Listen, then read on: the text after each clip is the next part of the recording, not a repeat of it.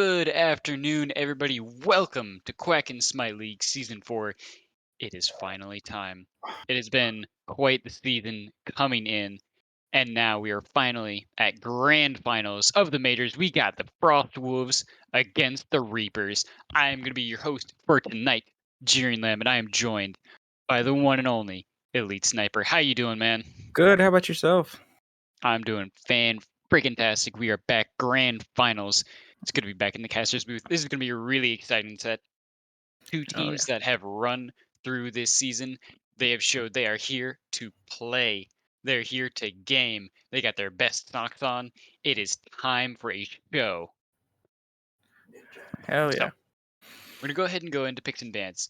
Before we get into it too deeply, though, do you have any predictions? Any target bans you might see, or really high priority picks? No, I'm. For one, I know we might be seeing a Bacchus support. Honestly, given the rosters, I wouldn't be too surprised. We do see Kamazutz and Yamoja being the first two bans of the set. I honestly can't say I'm too surprised about that. No, they're pretty Those standard are, picks. yeah, those are very, very powerful picks right now. Absolutely don't want them getting their hands on that because these are players who can abuse the living heck out of those powerful characters. Santa Cleta getting picked as a ban. Cleo's also definitely going to be a really solid ban. Her damage output is just insane. It is quite literally through the walls. It is, but she just needs a lot of setup. So I don't see her as a good ban option when Ardio and Achilles is still out there. This is very true. RDO is still open. It's also entirely possible that that is the third ban. There is still plenty of time. We do have a lot of gods still open for play. I haven't seen Oleron get banned just yet. Yeah, and Thol Oleron's does get banned though. been pretty devastating these past couple Yeah, weeks. absolutely. Oleron is definitely not a bad god at all. I imagine he might be picked in the first 2 or 3 overall picks. We do see Achilles banned out though, taking away Suboptimal's infamous Achilles. Doesn't look like he's going to get it on this fine evening. And Odin will be the final of the top 3 bands for both teams. And it will be Gilgamesh who gets locked in first by the Frost Wolves. Yeah, we seen the game yesterday. They also prioritized that Gilgamesh. Not the same team, but the Gilgamesh Yeah, priority is still there. the Frost Foxes did definitely prioritize it. Unfortunately, it didn't end up quite working out in game 1 for the Frost Foxes quite the way they were hoping. But Gilgamesh is definitely not a bad character, and these are definitely some very skillful players. Mhm. I'm excited to see how that's going to turn out. I'm excited to see this AMC. It's been banned out for the past couple weeks. My victory shall be Absolutely, sweeter Reaper is than picking up honey. AMC. Might see him in the mid lane. Maybe he'll get his debut in the ADC for the first time in a while. But Suboptimal picking up the Guan Yu. I do love me some Guan Yu. He's always a fun god. Yeah, for sure. Has that sustain, gets that cooldown off his sustain if he hits more than one ally. Oh, absolutely. His sustain is incredible. Plus the cooldown reduction that it can give you as well. And there's that Oleron you were talking about. There it is. I figured we would probably see it somewhere, just given how strong that it's been lately. And especially in coordination with a Gilgamesh, its potential is even higher. Hmm. Just those two gods alone can really turn the tide of a team fight. Throw Another in good that team fight. Dev into the mix, and you've got yourself a power lane. That is something that you are going to have to watch out for. The early pressure may not be the number one in the game, but their team fight is going to be absolutely dominant. They do have a lot of pressure. They have a lot of spacing control with these 3 pickups. I'm very excited to see how this is going to turn out. Laning phase Wisdom shall might be be a my little bit shield. slower than other picks, especially going against that Athena who has a little bit more pressure early on. Hmm. But once you get past that 15-minute mark and you start getting items online and you start rotating a little bit more, they can really turn the tide of that fight. Between Gilgamesh and the Winds of Shamash, and Oleron with the Sanctified Field, you can absolutely just shut out multiple people in one fell swoop. 100%. And this Athena is pretty interesting also. This seeing that global presence as soon as she hits 5. If I'm Gonna being honest, I have not seen an Athena picked up in quite some time. It's see, been quite a while. yeah, I think she's still really dominant with that buff that she got tier 2 with that taunt doing actual damage now. But just haven't seen her been picked up because how potent the Geb has been now. Her one counter. This is very true. There are a lot of gods that can really perform highly, especially gods like Geb and Yamoja. But Athena isn't necessarily bad. I Mm-mm. just feel like at these higher end plays, you can get a little bit outshined. So I'm kind of excited to see how this is going to end up turning out. 100%. And we're gonna see a Tsukiyomi get banned and a Freya get banned.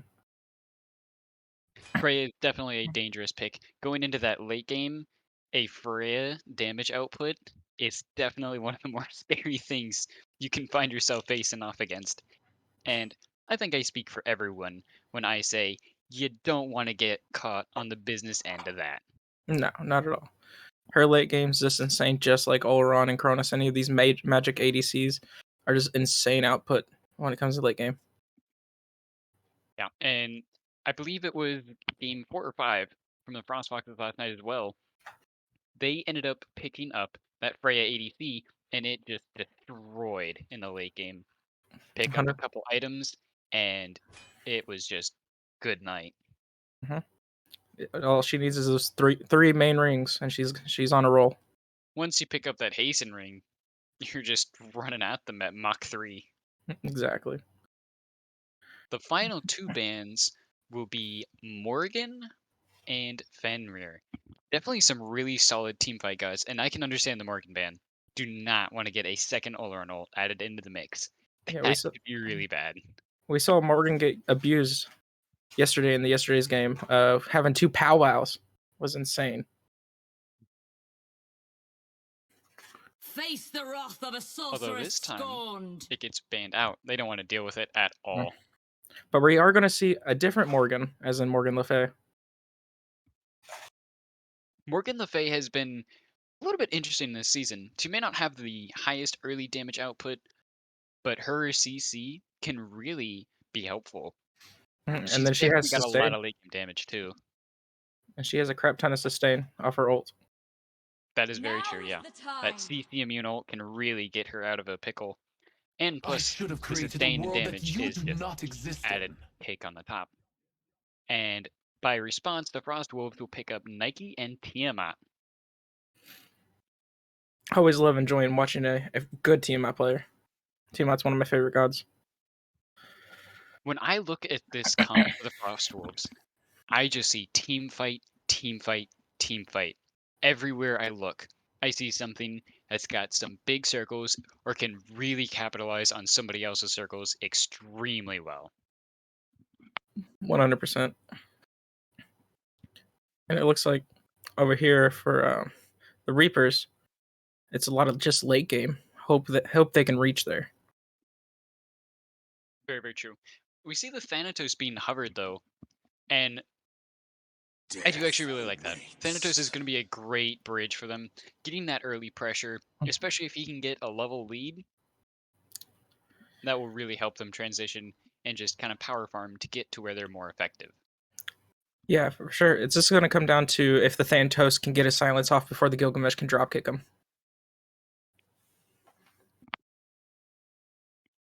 It is always important to watch out for the other jungler, though this is the Thanatos. He does have the ability to kind of get in and get out really quickly. Having his movement speed stim going up to 60% if he's moving towards somebody, that can be really effective to Hmm. do what you got to do. And then his ultimate's on a really short cooldown too, so he can be wherever he needs to be. And with his passive, it can shorten it by 5 seconds for a god kill, Hmm. which is absolutely massive. And then let alone Thanatos has really good sustain in the jungle with his scythe. And His then the one passive. and his passive, yeah. He just has way too much healing. Especially if you pick up a Boomba's Dagger early on, which Yeah, not everybody does, but if you did, the sustain is even higher. So he can just continue farming all day and all night, and it's really hard to match that. yeah, for sure. Usually, as a Thanatos player, when I look to play him, I usually just sit in the jungle until I have enough gold for my first item fully, because he just has the power to sit in that jungle for so long.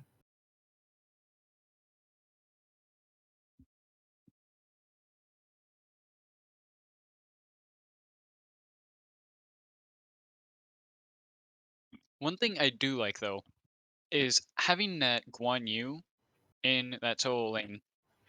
We all know suboptimal is absolutely an effective player. There's no denying that. Hmm. He has more than enough skills to make that work.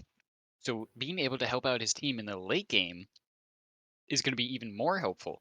Guan Yu excels at being able to get that early pressure. He just really can push it in early, which is where he thrives. Now, winning that laning phase doesn't always mean that you're going to excel in team fights, but somebody like Guan Yu with that cavalry charge, he can just go riding in, escape from a dangerous sanctified field or winds of Shamash, and Hmm. continue diving the back line just as effectively as before, with a lot of extra damage and a heavy stun. 100% on that. The cavalry charge is going to be a big key element into these team fights, on top of Thanatos' ult. Especially since it can just straight up bait the beads for somebody like Morgan Le Fay or Athena to just add more CC after the beads wear off, and it can really lead them to get being trapped. Hmm. I expect to see a lot of cavalry charges with the Athena ult, just to give them the extra protections. And on top of that, Athena just getting into the backlines too, taunting them. Oh yeah, it it's gonna be really dangerous. That team fight can absolutely pop off. I'm just thinking the Frost Wolves is a little bit more set up specifically for those team fight pop-ups. Hmm. That's just what's in my mind. What about you? Do you think the Frost Wolves are going to dominate these team fights? Yeah, I have my money on the Frostwolves on this. Like you said, their team fight potential is greatly onto their side with the Oleron Gilgamesh and the Geb, and now the Nike also. While the Tiamat can just stay at distance pretty safely and dish out a lot of damage. Yeah, definitely a very tanky front line for the Frost Wolves. Plus, not to mention that Tiamat can get even more protections. Just Hmm. raw damage mitigation from her passive. Very, very powerful effect, to say the least. And it does So look like I have no okay. doubt in my mind. And it does look like the Thanatos did not opt to go for the Bumbas like you were talking about, how it would give him so much more sustain. He does going for the Eye of the Jungle. He has a stain without it though. He does. It's just not given him to his full potential that he could have been. Very true, but this does also offer other directions that he can lean towards, and will give him the opportunity to pick up something like Seer of the Jungle, for example. Mhm. Late game, taking out those wards can be crucial, especially in something like a Fire Giant fight. Having that information and the vision can really set you up for success. Yep, or you can go into the tanky presence, go into the Protector of the Jungle. Very, very true. Increases power by quite a hefty amount. Now, as we're getting into the first little scuffles here, in the dual lane we see a little bit of trades going on, but overall, nobody taking a clear lead. But in the solo lane, we see Suboptimal getting a massive damage output onto Chefs, who's forced to pop his Meditation Cloak already. And that's Getting something I like heavy. to see. Guan has that pressure. He 100% does, and against this Nike especially, who can't really interrupt his Tello Assault, it's going to be a little bit difficult for her to kind of contest that early fight. And the first blood will go to Justin, who picking up Villain in the mid lane. Tiamat falling for the first kill. Which is something you do want to see while you're on a Thanatos. You want to get that first blood. You had the blink initiate, and that's exactly what it looked like you did. And definitely a great heads up play. That is definitely going to be important. Shutting down a Tiamat early on, when she's really not the strongest early game god, Mhm. can help hold her down especially for this Morgan Le Fay, who isn't exactly equipped to punish poor early game, since he herself doesn't have the greatest early game either. Look like Thanatos looking for more. Just try to keep this Tiamat down. Kick a man while he's down, but gotta say, it is Thanatos. That is going to be the play. He's going to be looking for a little bit of an invade, throwing the safe, but not quite on the target, onto the Gilgamesh, underneath his own back camps. Another scuffle over in solo. We'll end up seeing Suboptimal getting really low. He's under core HP, but so is Chef. They're going to have to both be very, very careful here. They're going to have to rely on that solo lane tankiness to keep them sustained, but it will be Suboptimal who hits the level 4 first. And he Yeah, and continues dishing damage. especially now that he has his heal up online, he's going to be able to sit there longer. Oh, absolutely. He is definitely going to be making some great use of that, and it will turn into a blue invade with the help from his jungler, who's here, Thanatos, helping to secure it and steal it away from the Frostwolves, but he's getting very low, gets dropped kicked into the wall, and it will be Suboptimal who ends up falling for the second kill of game number 1. Drew's food on the Gilgamesh jungle, picking himself up a nice little kill. Which was very unfortunate. Suboptimal didn't have the mana there to, continue the fight on to help. All he could really do was bait his life and hope the jungler got out. Definitely is always a good idea to try and get that blue buff invade. Unfortunately, this one just didn't pan out the way that they wanted. And it will be the Frostwolves who do end up securing that blue buff. Or, excuse me, the Reapers who secure that away from the Frostwolves who tried to steal it back. So it will be Suboptimal who gets the XP from both.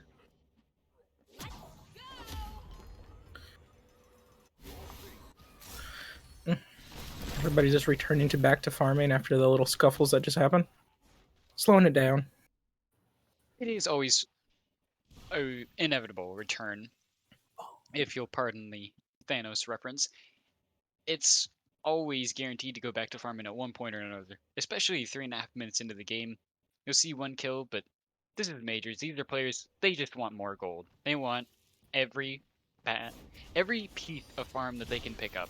Mhm. But unfortunately, we do see the Reapers getting a 1-level lead in the duo lane on both the support and the ADC. AMC doesn't have enough mana to really do a whole lot of fighting, but he does have that XP, and he's going to continue that farming rampage to secure his lead over Oleron. Which I would expect him to do because Oleron does not have a good early game at all. He needs at least 2 items in to get his passives rolling, to get Very anything true. going. It's definitely going to take a minute for him to really get online. We see another blue buff invade coming out from Justin, who teaming up with Suboptimal once again. Nike getting extremely low, and it will be Defender of Olympus who ends up coming in and secures the kill. The real Mr. Pie ends up killing Chef, and it will be hovering Death Hopped just to make sure. But it will be Winds of Shamash stealing away the blue buff. Frostwolves denying the Reapers that XP. A beautiful steal back from Drew's food. But at the cost of his ult, I don't even think that would be just equal out. I don't even think that'd be a good trade. His ult, now they know the Winds of Shamash is down. They can be a little bit more aggressive. Very true, but I think they're going to be aggressive regardless. So being able to secure some of that XP and farm back away from them to stop the increased consumption of gold is definitely going to be important, especially since we did see Drew's food hit level 6 before Justin who did. That's definitely going to be very helpful for his cause. And this damage coming from the Guan is kind of insane as he brings Nike down to almost a fraction of her HP. He is less than a quarter HP just trying to clear that wave. Suboptimal punishing Chef hard for getting up and close with the wave. He's definitely going to have to be a little bit more careful with that. Just because he has full Blackthorn does not necessarily make him tanky enough to survive that one. And now that Suboptimal just picked up his Blackthorn, it's just going to be the same damage output, but more. Exactly. Once again, that early game pressure from the Guan Yu is really just popping up once again to just show how dangerous it can be when put in the right hands. I also just now noticed that the Forp did go down to the side of the Reapers. They did take out the Greater Scorpion on the Fire Giant side, but there's nothing going to be spawning on that side of the map until the 10-minute mark. So they do have a little bit of time to try and catch up. The Frost Wolves are going to have time to get themselves ready and prepare for those objectives to spawn, as well as if they wanted to take the Gold Fury side Scorpion. That way, just in case the Reapers end up pulling for that Gold Fury, they could at least trade out and get Pyromancer. 100%. And it looks like that the Reapers are opting to go for that Gorp. They're not going to be slowing down the farming train anytime soon. They are going to be pressing every little advantage that they have, and they are doing exactly that right now. You see the Frostwolves trying to collapse back on it. Will they be able to pull anything out of it? They're a little bit outnumbered trying to invade that red buff, but the Reapers don't really want to take the fight. They just want to farm, secure the buff, move on with their life. We'll have to see how that ends up turning out over in the mid lane, though, as we actually see Tiamat getting up pretty close to an Athena with that taunt in the mid lane. Do see a solo kill for NMR, taking down Sinon over in the duo lane, but it will be Thanatos who's there to make sure he gets that kill. It was hovering death popped, so it's not a true solo kill, but in our hearts, NMR still gets the credit, as well as in-game he gets the credit. A little bit of a scuffle going on in the jungle by the Harpies. We see Suboptimal coming in to try and fight this Geb and the Gilgamesh. It will be Winds of Shamash as well as Cataclysm popped by the Geb. They're going to be very careful here. Thanatos will end up bringing it in, and it will be Justin who ends up picking up the kill under Enraged Moose. The chase is now on as we see a lot of damage coming out on the Gilgamesh. Drewsfoot is going to have to back up.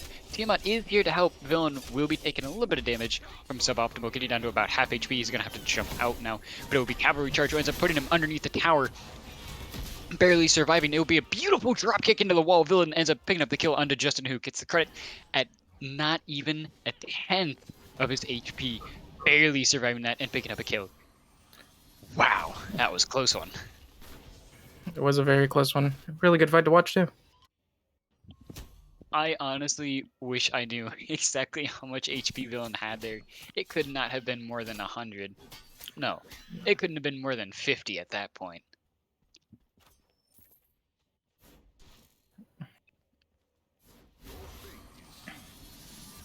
And as we said, we go right back to Farming Simulator.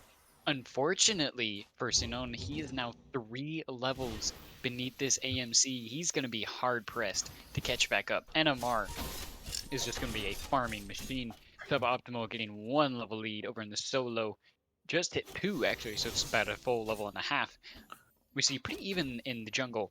1 level or half a level lead for the Frost Wolves in the mid lane actually. And support the Reapers lead by a level.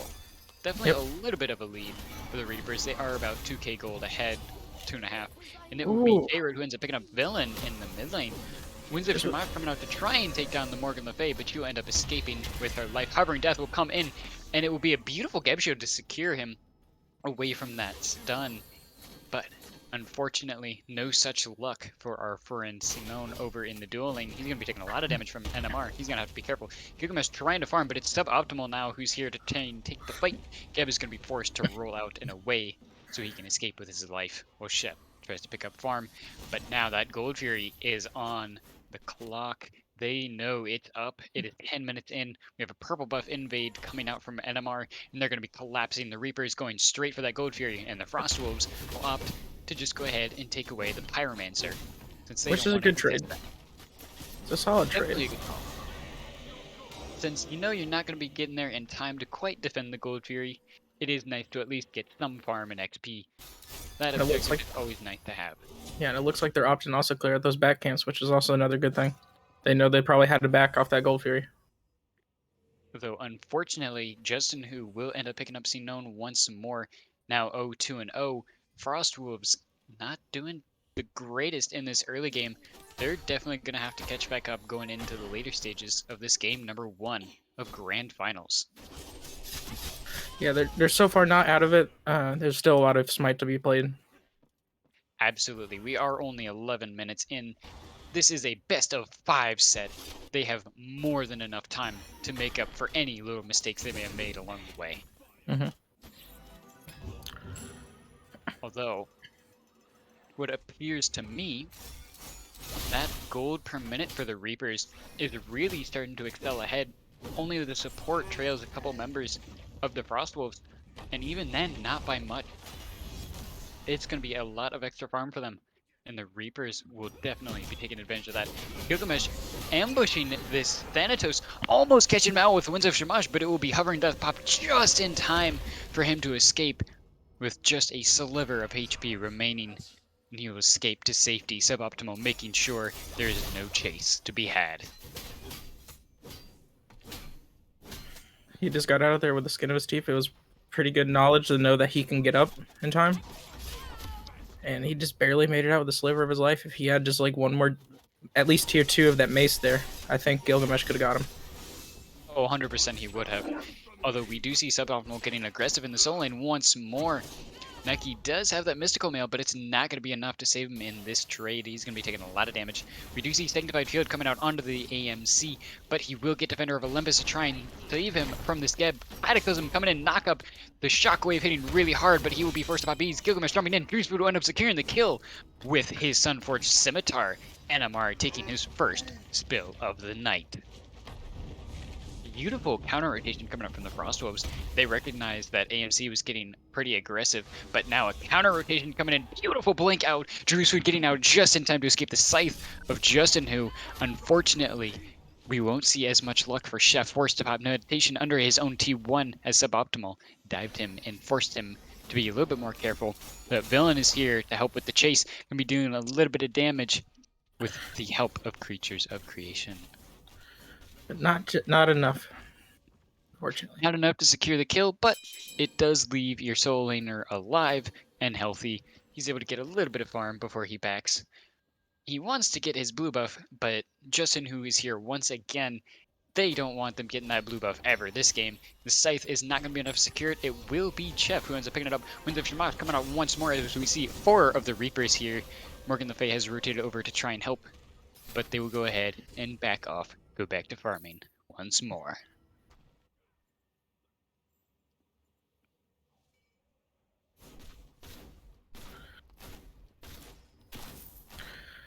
So far, no anti-heal on the side of the Reapers yet to help with this Oleron heal. Oleron healing is definitely going to be problematic late game, but right now, he's got Ring of Akate and Typhon's Fang, and considering he is 2 levels down on the Amuzan Cobb, it hasn't been too problematic so far. Overall, I think they're actually more worried about the Sanctified Field than they are the lifesteal, which is a valid concern. But so far, the lifesteal has not been able to save his life enough. As we do see Scuffle breaking out in the solo once more, just boxing and duking it out as solo laners do, but this time Gilgamesh is here to help force Suboptimal back under his own tier 1 tower, telling him to back up for the first time in a while. He's definitely going to be taking some damage from Chef. Unfortunately, he did have that ward there to see him coming. But it looks like Nike's going to look for more, looking for the ult. But here comes out the cavalry charge. Will end up forcing the cavalry charge, that slow being really dangerous. He's going to have to get out. Drew's Food is here to try and make sure he can get the kill, but it wasn't in time. But they are able to go ahead and invade some back camps, steal some XP away. But Oni Fury is spawning, and the Reapers are on top of the timer. The Frostwolves are going to be catching up to it as it's spawning. Geb is getting collapsed on, and Rage Moose getting extremely low under a quarter HP, and it will be J-Rod who ends up picking up for the first kill of this engagement. Winds of Shamash to try and catch out Morgan, but a blink and Hovering Death being popped as well in the backline. Morgan trying to pop Consuming Power, and it will be NMR who ends up picking up Drew's Food. Sanctified Field comes out to try and secure the kill onto the Thanatos. Justin who ends up picking up Chef, heals for a massive amount, is able to get himself out of that one. Beats Aegis for the Tiamat, and it would be NMR who ends up picking up Sinone for the double kill, and Villain is falling fast, and he will end up falling to suboptimal, and that will be a deicide for the Reapers. That is going to be a dead Oni Fury in this game number 1. And I'm wondering if they can even just opt just to go for the Fire Giant here. With the way that they've been playing, they certainly are putting in the pressure as if they could. They have a lot of damage coming out from left, right, center, back, everywhere. Even from the sky, Hovering Death popping and just dropping the pain train on top of them. They're heading over towards fire, but they're looking for that Pyromancer instead. Amazon Cobb will go ahead and pick up the duo side tier 2 tower and is going to opt to back off. They may very well just set up for fire immediately after they back. They've won a lot of team fights. Those Oni minions are coming down the lanes now. They have pressure. to go ahead, take whatever farm they want. And it doesn't seem like Frostwolves has the ward vision. They only got the one ward near that pit right now. So they're going to One have to ward is set up always something. helpful, but one ward is never enough, especially not for a fire giant. They are going to have to be very careful. They do have Enraged Moose over here to try and make sure nothing too crazy is going on. But if they're not able to get a good pick, they are in a dangerous field. So it looks like Oleron's finally getting his passive to get going for him as he's hitting those crits now and those creeps. It is, and it's going to be very helpful for him. But unfortunately, that 5-level lead is not going to be very helpful for him. And it looks like AMC's getting... He might be caught out of positioning, but it looks like he'll be able to get out. He's going to be able to get out. He is there with some of his team. Athena is there to help peel for him. Mr. Pi will end up setting up. Enraged Moose will end up falling. NMR getting another kill for himself. Now 4, 1, and 3. He is going to be very dangerous. We see Chef opting to rotate over towards the mid lane, trying to make sure that they're not doing anything too crazy. But now the Reapers, they know he's around the area, just cleared wave. They're going to be looking to secure that mid lane tier 1 tower. It was already under quarter HP, no sense in defending it. Suboptimal forcing Gilgamesh to pop Winds of Shamash, Cavalry Charge, and Hovering Death coming in, and it will be an execute onto Drew's food. And that is now one member dead. That was a very good setup from that Guan Yu to stop that Gilgamesh's back there.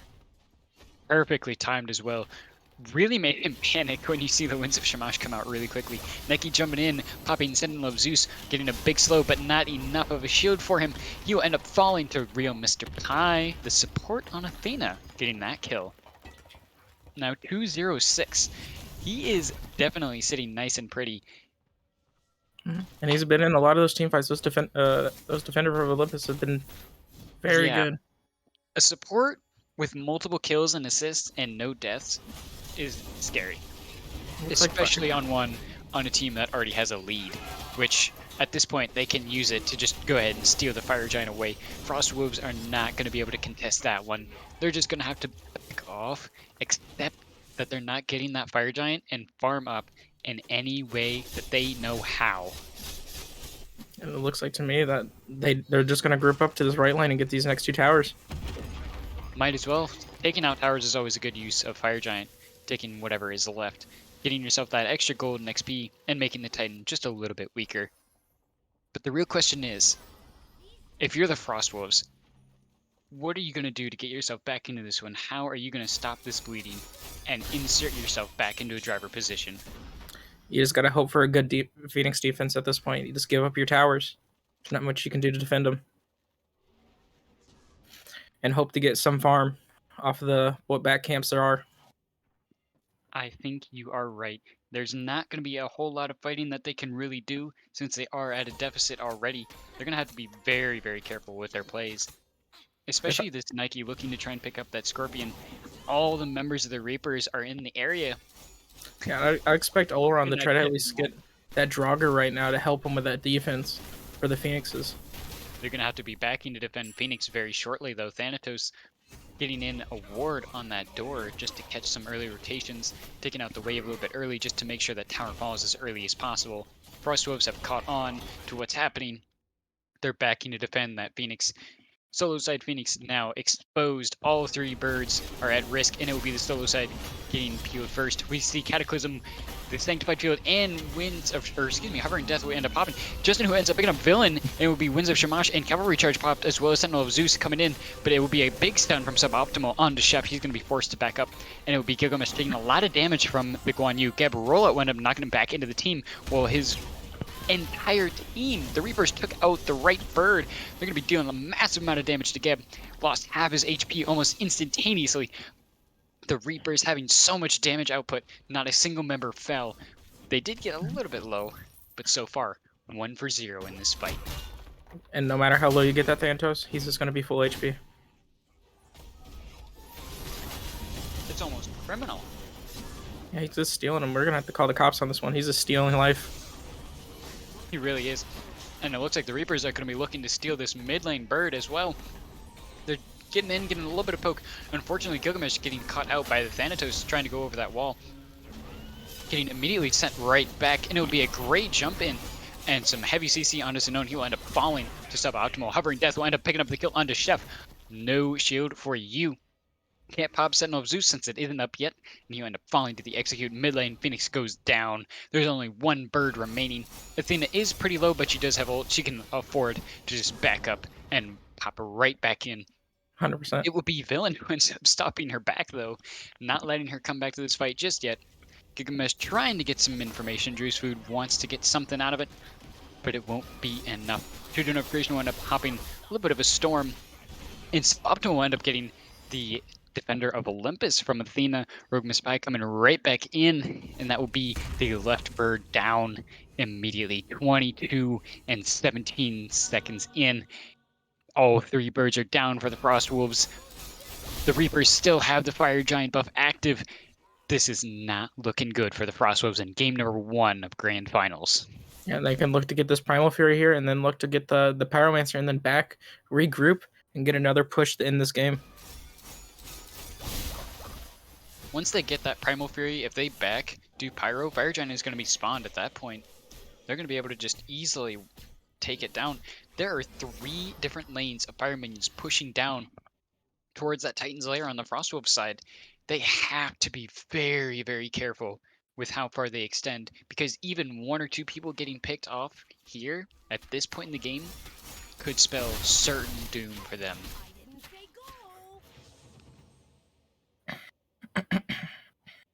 But again, this Athena and Morgan has been untouchable this whole game.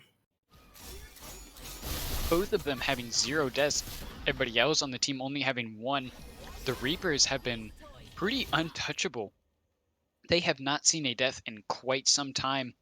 Suboptimal fell in the first few minutes of the game, going for a blue buff invade, and has not died since. Those heals coming in clutch.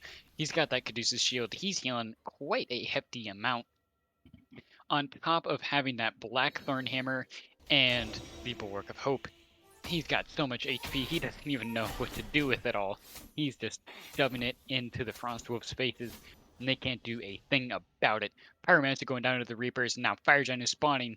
They're going to steal that away too. Frostwolves are not going to be able to defend it again. And as soon as that Guan you can back for that Sundering Axe, as soon as that Sundering Axe comes out, he's going to be dealing a crap ton more damage. Oh, absolutely. He's just going to be shredding it. Just like the Reapers just shredded that Fire Giant, they're going to be shoving down to end this game now. And unfortunately, Frostwolves dual lane was trying to push up that tier 1 tower, and they're going to try and get out as quickly as they can. They do manage to get out just in the nick of time before minions end up souring their day and raining on the parade. But the Reapers, all 5 members strong and healthy with Fire Giant, they're going to be securing the right bird and just ending this game as soon as they possibly can. Frostwolves are going to be desperately trying to defend it. Reapers now, with the bird down, are going to be pushing in. Nike will end up being the first target of suboptimal. They're going to be getting a little bit of CC onto him, but it's Hovering Death being popped up in the backline from the mid bird. It's going to be a taunt, and that will force beads on Gomesh. He's going to try and jump back. Villain ends up picking up Animar on the side. That's going to be a beautiful kill. Winds of Shamash comes out as well as Consuming Powers to try and escape, and it's going to be a lot of damage onto Oleron as well. He'll end up picking up Justin Hu, but Justin Hu will end up trading out. That will be a 1-4-2 so far in the Frostwolves' favor, and it's going to be a Nike taking a lot of damage as he's trying to frontline and zone them out. Knock up, coming up from Geb. It will be Suboptimal ends up picking up Villain. Dare turn around onto Enraged Moose. He'll end up falling. Chef getting extremely low. Quarter speed now. Drew's Food is the only one left alive with him. The Solo Jungle Duo just trying to make something out of this. It is solo mid and support against solo jungle. Will they be able to defend the Titan that's already at half HP with all these fire minions just pouring in? We see the mid lane getting extremely low. J-Right in a lot of danger. He's less than quarter HP, but will they be able to pick him up as Titan ends up falling so quickly to the minions? And it will be the Reapers who take down the Titan. Game number 1 victory of Grand Finals. That was a very good match. The Reapers got ahead and they just ran away with it.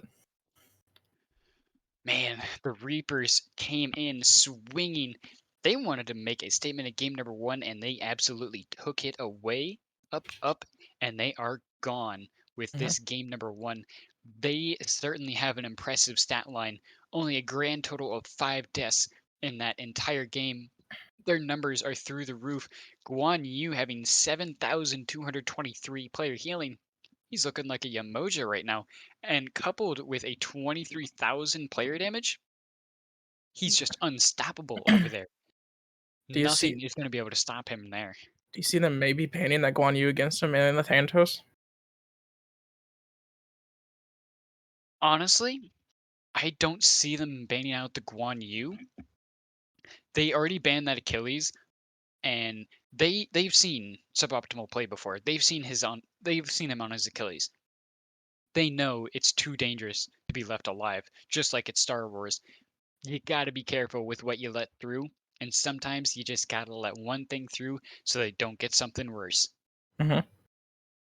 But right now, the Frostwolves are definitely gonna have to be licking their wounds and thinking about how they gotta change up their strategy a little bit going into this game number 2. And speaking of game number 2, we'll be right back after a brief intermission for it.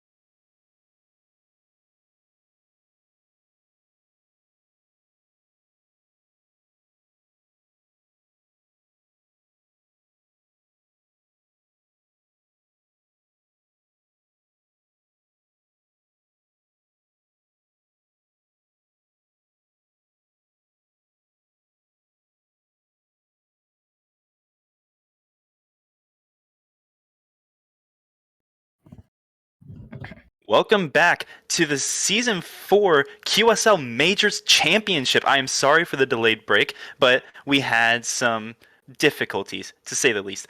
And you might notice, Jiring's not here. My name is Raptor, you all know and love me. This is my good friend, Elite Sniper. Sniper, you are here for Game 1. Break that down for me, please. Game 1 went down as the Frosts had a really good team fight setup. They had the Oleron, they had the Geb, they had a Tiamat, they had a Nike, and they just couldn't get any team fights to work in their favor. The Thanatos was just so present early game, getting the early kills, setting them up a lot, getting them ball rolling, and when the Thanatos got that all rolling, their whole team got it all rolling. For sure, as we do go right into picks and bans, and what are you expecting to see, change coming into Game 2 as far as picks and bans go, as we do see a very quick Odin ban? Yep. And then the Gilgamesh. Yeah. Banning for themselves. Yep, Odin and then Gilgamesh banned. What do you want to see changed from the Frost Wolves or even the Reapers coming into Game 2? As far as the Reapers, I don't think they really need to change up much in their bans. I think their bans were good. They dealt with that team really well. The only thing that I should see banned from the Foxes, I'm thinking either the Thanatos or that Guan Yu needs to get banned. Me personally, I think I would prefer to ban out that Thanatos. The Guan Yu didn't pose a massive problem from what I saw. Guan Yu is kind of a lame bully, as we do see the Yamoja ban coming out of the Reapers. But the Guan Yu I don't think was a massive problem. That you could even argue that the Thanatos, they can draft around it a little bit better and play around it a bit better. But this Kamazot's ban, I absolutely love it. Kama is just such a force right now. Yep, exactly. Just having that early pressure of having that high damage output and then that late game not being able to die with all the blood pools everywhere. Yeah, absolutely. And those blood pools can really change the game. Soul and Achilles are going to round out the bans, and then an immediate, and when I say immediate, I mean immediate Guan Yu pickup. No second thoughts. They loved suboptimal on this Guan Yu, evidently. He was bullying out that Nike really well in that laning phase. Forced her to use meds quite a bit. So do you think that we'll see the Nike again? Because I don't think the Nike was a problem necessarily, and Nike can do really good things if she isn't bullied out like we saw, as AMC and Kleena are both locked in for these Frost Wolves. AMC coming back, but Kleena, a pick that Drew's Food loved throughout the regular season, and coming back for Game 2. But as I was saying before, do you think that we could see a return of this Nike? I think we can. He did really well. He didn't die per se. He didn't get soloed. He knew when to back off. He knew when to go in.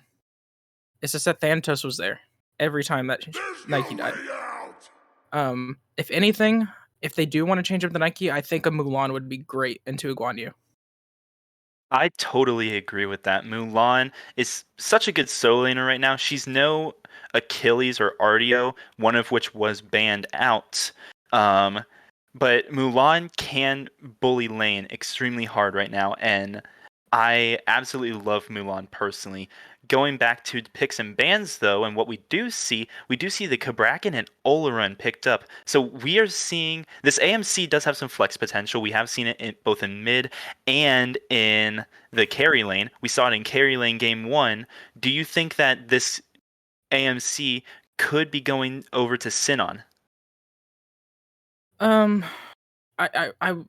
think it's going to be in the carry role because the presence of the Kabrakan. Since Kabrakan as a support is going to rotate over to that mid lane, and Kabrakan just hard counters AMC. True. AMC does kind of those tectonic shifts do kind of just ruin an AMC's day, don't they? Yeah. But moving on, the Terra lock-in. I absolutely love this Terra. You haven't seen a whole lot of her, honestly, since the clap and dash was essentially banned out. Well, I shouldn't say essentially banned out. They literally removed it from the game. But we haven't seen a whole lot of Terra. But that that Terra ultimate can still change a fight. And going into this Ola run and Guan Yu, who have massive team fighting abilities, team fighting ultimates, my bad. That Terra ultimate can turn a bad fight from a good fight. I absolutely love that 100%. Terra pickup. 100%. What I'm weirded out and I haven't seen at all within the past couple weeks is when you see an Oleron get picked up, I haven't seen the Cthulhu to counter it. Usually you see a Cthulhu to counter the Oleron. Well, Cthulhu hasn't been in a great spot right now, but into an Ola run, Cthulhu is one of the biggest counters, you could say, because he goes up into that Into a Madness, and Ola run cannot do anything. But we do not see a Cthulhu here at all. Instead, it is multiple Hunter bands. We see a Charybdis and Chiron banned out from the Frostwolves, and a Freya and Tsukiyomi banned out from the Reapers, and a Ho Yi is insta-locked over there. That's almost definitely going to Sinon, which means that we are seeing a double Hunter with an AMC mid. Mm-hmm. Looks like they're hovering a Chalk. Chalk, it's so strange. Chalk we never saw for years and years. Widely considered to be he's no Vimana, but he was considered to be one of the most useless solo laners because he wins lane, he gets pressure, but then late game he just kind of becomes irrelevant. But we've been seeing a resurgence of Chalk lately. Why have we been seeing that? Just because of that Blackthorn into Transcendence. Getting that big damage spike from both those two items have really boosted Chalk's play. Yeah, Chalk does love that Transcendence. But we do see an MLF locked in. Before that Chalk is still being hovered. MLF, that Chalk just gets locked in. But that MLF, she... Oh, hold on. I'm not going to talk about that MLF anymore. We see an E-set locked in. Just interesting. Yeah, E-set is that going to be a Terra solo, do you think? It could be a Terra solo E-set support because E-set is really good at support with her ult and then the Spirit Bomb. But this is it could be Kleena over there in the solo lane as well. Let's not forget about that. Kleena with her ultimate on such a low cooldown, she can just ult a wave for free and still has one more charge for the fight.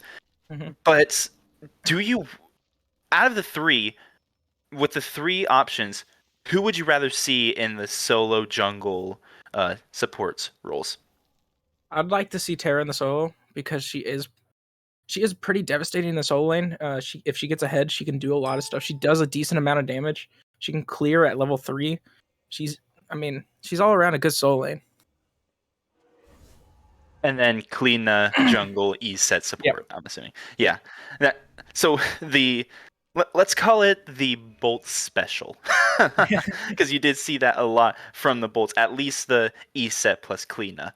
But let's talk a bit about how well these comps fit together.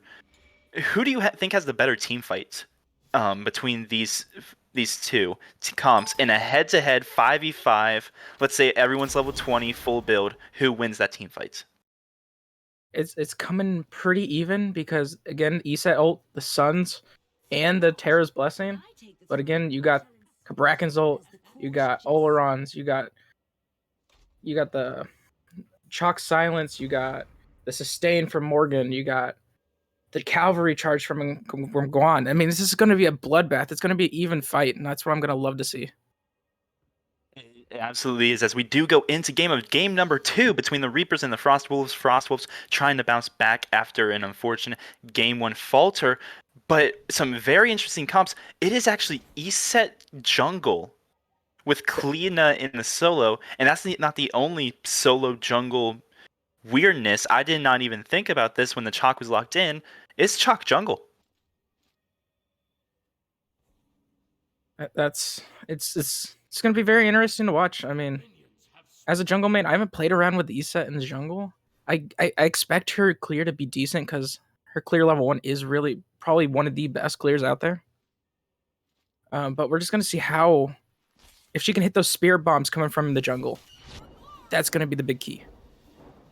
It absolutely is. As buffs spawn and we officially start the second game. But going back to this jungle matchup, ESET should win the clear matchup, the early game clear matchup compared to Chalk, right? 100%. So who wins in this jungle matchup, do you think, between these two? I think I'm going to give Chalk the edge because he can just blink ult. And it's just going to silence that ESET to where she can't use her ult. And Chalk's just going to clean up because Chalk's been known to be a high damage dealer with this Transcendence build if he opts to go for it. Def falling very low, having to be careful. This is the issue with Assassin solos. Assassins are not tanky, but over in the dual lane, iNerdy falling very early from a very early gank from both Drew's Food and Villain. 4 people over in that left lane. But Chalk and MLF here, but they're spotted out. A great Blink Spirit Ball will catch them out. The fear will stop that first ability from the ESET jungle, and MLF will escape with her life, but she's not out of the woods yet. ESET still has that Spirit Ball, which has a very long range, but with Chalk here, I don't think there's much kill potential. 100%. That was a really early cringe gank there, and it paid off for him. It wasn't just the jungler. It wasn't just Lasbra. It was Venenu that rotated over there. That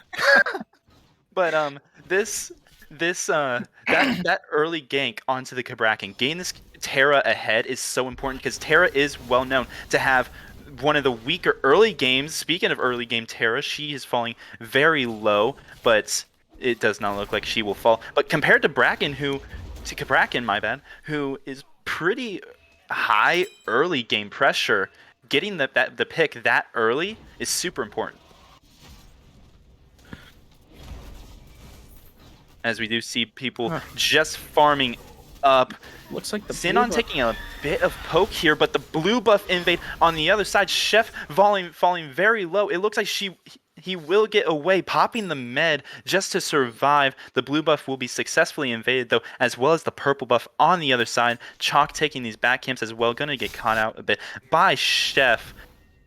But it looks like that'll be the end of all of it. Just a bit of a buff invade. Those back camps just spawning. Chalk is going to get them for free.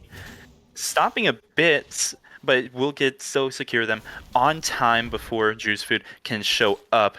That's 2 big buffs being taken away from the Reapers, and they're going to go get their own anyway. But that was a huge thing they could have done, is get into that jungle and take away those buffs from the Frost, and maybe stop the bleeding from that first blood that just happened.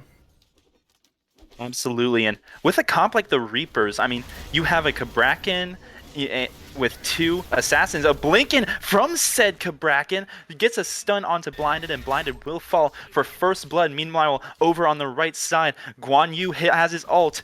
Kleena does not. Kleena falling up to about half health, but that will be the end of the charge. A 1 for none across the map, and we were just praising how important it was to get this Cabrakan behind compared to the Terra. Now Terra is a full level and a half behind, and that is not what you want to see from your support, especially someone who level 5 is so important like Terra. 100%. Now this Cabrakan can easily look to go into the mid lane and use that ult pretty well, knowing Terra is nowhere close. Absolutely, and I do kind of want to point something out. We do see Benevolence picked up by this Terra, and I'm kind of curious. We don't see Terra. Or I shouldn't say we don't see Terra build a whole lot. We don't see Benevolence build a whole lot compared to this Sentinel's Blessing on the other side. Why do we see Terra pick up this Benevolence right here? I see it because more of the Reapers have more, their physicals are going to be the ones doing the most of the damage. So she can opt to go for more physical, and then at that level 17 mark, get all the magical she'll ever need. The ESET coming out, giving Terra just a little bit extra health, but it will not be enough to save her. Terra will fall. Cabrakan will just barely escape with his life. That was a 4-man rotation from both sides, a 1 for none. But the Frostwolves are able to secure their purple buff in that scenario. And on the right side, Chef was able to get his blue buff before he recalled. So they reclaim the buffs that were lost, but now Villain has to be very careful, caught in between 3 people, and he will fall as well. Justin Hu picking up that kill. But the fight is not over. Kleena coming in from the right lane, picks up a kill onto J Right, and overall that is a 1 for 2 trade, from moving all the way from the left side to the mid lane for that fight. But it looks like it's not even going to be over yet. Guan Yu still rotating over, trying to get a little bit of damage onto Chef, but Chef will just walk away. Nothing gained, nothing lost. I mean, at least this game, no one's running away with anything. It's been pretty close. The gold's not that big of an advantage, and it looks like Guan Yu's still looking for more onto the Cleedol. Yeah, Kleena gonna dash away, using the med to try and get a little bit of extra health. A nice bit of damage from that first ability onto this Guan Yu, but Guan Yu has that Blackthorn hammer. He's not very scared right now. Who should be scared is Chef, who, even though he does have that Blackthorn hammer, is very low, taking lots of damage, being dove under the tower, and Justin Hu does show up, but that was all Sub-Killer's damage. 100%. That Guan Yu just set him up for that kill steal right there. 100%. Yep, but this is what we were saying had to happen for the Reapers. But they are not out of the jungle yet. They are the ones on the clock. They need to act very quickly. Sure, they have the Ola run, but the entirety of the Frost Wolves comp, besides maybe this AMC, is entirely late game focused, as we do see Red Buff Invade coming out. And it looks like it will be secured by the Reapers, and they're wanting more. Terra's Blessing coming out and shielding both him and Drew's Food. A nice Spirit Ball stuns out Nerdy. Nerdy falling very low, but Drew's Food is the one who's gonna fall. Chalk coming out and gets Justin, who picks up the double kill, getting the kill onto Sinon. Nerdy finishes off blinded. And a simple red buff invade turns into 3 kills, and they don't lose anyone despite their very, very low, health bars. And Drew's Food dashes in, falling very low, but he's looking for the solo kill onto Sub-Killer. His name was grayed out. He should have been dead, but Chef misses that second ability, and Sub-Killer is able to escape. That does not feel good as a solo laner at all. Sub was dead to rights there if he would have just hit that one ability. Or maybe maybe one more arch, he would have shot one more bolt. That's such a... Oh, but he's hiding in the wall. He knows Sub-Killer's stepping up. Sub-Killer does have to be careful, but he will get out. He knows that Chef had already used that second ability. That line ability was down on cooldown, and now he has Justin who's full health, full mana here. Chef has no idea. Justin coming in from the back, the Kleena ultimate coming out, trying to pick up the kill, but it will not be enough. The meditation saving his life for now. Justin will finish him off though, and Chef just got a little too greedy there. 100%. This Chalk has been on point coming over here to help this Guan Yu out. As we're seeing, the Morgan looking like she's gonna pick up the E set. Yeah, E set did so much damage there, but combination of the built-in lifesteal from MLF's ult, as well as just pure damage that MLF has in her kit, she is able to turn that around. So we were talking before that this is an early game comp, even though they have the Ola run. This is an early game comp from the Reapers, and they're the ones on the clock. Do you think that they're doing enough having a, let's say 3.5, 4K gold lead in this, or it is just 3.2, my bad. Don't do math on cast, kids. 3.2 gold lead. I think they're doing what they're supposed to be doing really well. They're rotating all real well as a team. They're invading. I mean, even that one red buff invade turned into a slaughter fest for them, and they got them so many kills. It really did, as we do see a Gold Fury going on here. It seems like the Frostwolves are aware of it, as both Blinded and Sinon are here trying to defend. Justin, who will force out Sinon, is just blinded here, and I don't know if there's much he can do. He's already put down the walls, and they will disappear before he can clap them. The Reapers will pick up a free Gold Fury.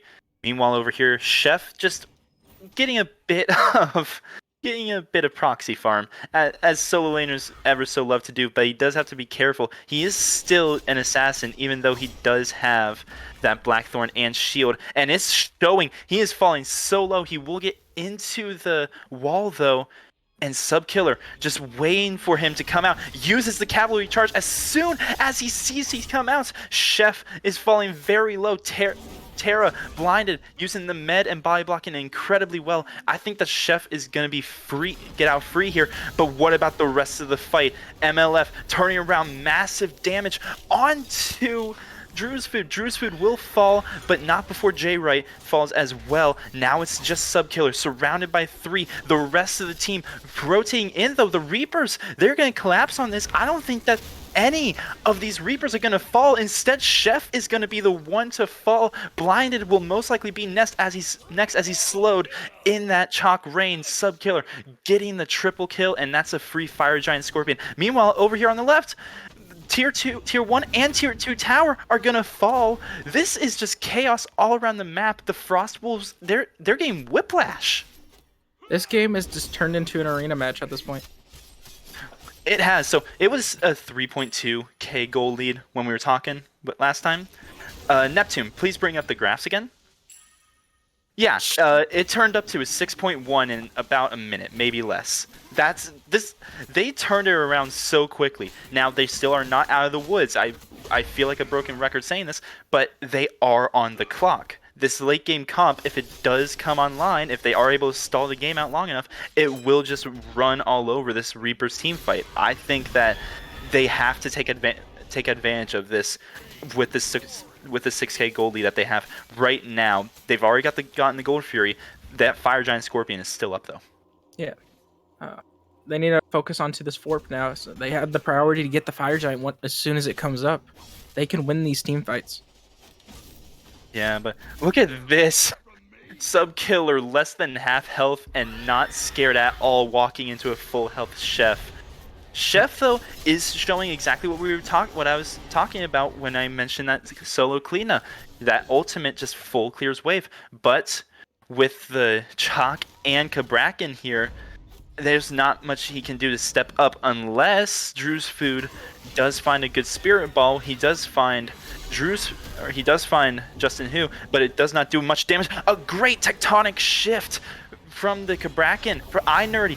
Peel perfectly for Drewsfood, and now the fight starts. Justin Hu finds a beautiful ult and picks up Drewsfood, and now Cavalry Charge going right in. Blinded, all caught out, but Blinded will not fall. Oh no, he will! The axe throw from Justin Hu picks it up, and iNerdy just sitting there tanking for his solo laner and his jungler Subkiller, able to pick up Chef. This is a slobber knocker. That's all I can call it. So much happening. It's unbelievable. It really is. So that 6k gold quickly turned into an 8k gold lead. The Reapers are doing exactly what we asked them to, but and I don't think if you're the Frostwolves at this point, what are you doing to try and get back into this game? they have to give up objectives and just sit at their tower lines at this point and just try to farm waves and maybe the back camps. Well, they are not doing what you suggested. Instead, Blinded walking up to this purple buff. NMR is able to secure it. The beads used, and so much CC was used while he had those beads that the kill potential was lost.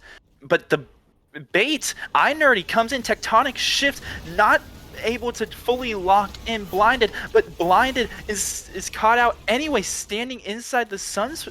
Well, staying inside the stuns. He is able to get out. The double dash. He is far enough away. Meanwhile, Sinon just getting rotated on by this chalk. Blinded will fall to MLF's 1, the fear. And now Justin Hu uses the Choco to get the kill, and the axe throw did so much damage. Oh my gosh, Drew's food was full health 1 second and then dead the next. And now Chef just under tower. This chalk is hitting like a truck without the Transcendence build, I'd like to point out. That is true. He doesn't have the Transcendence build. Instead, he went for that stone cutting as well as the Brawler's Beat Stick. And now Subkiller. Could he have stepped up too far? No, the meditation bait was enough to bring Chef out of tower. And instead, he... Wait, I just saw that text. I didn't even notice. The Titan's the Titan is under attack from the Frostwolves. They took that left side Phoenix. 16 minutes in already. And that's the best Phoenix to have. They're going to take this Primal Fury too. However, that Fire Giant Scorpion is still up. They cannot... They could... I don't want to sound negative. Oh, okay, I can't sound negative after that. That was a great blink. But Subkiller caught up just a little too far. 5-man rotation, the double ultimate, the Kleena, as well as the AMC ultimates do pick him up. And that AMC ultimate's going to be on such short cooldown. I believe it's 18 seconds after he picks up that stinger. 15 seconds with Transcendence. Oh, 15 seconds. Okay. But this...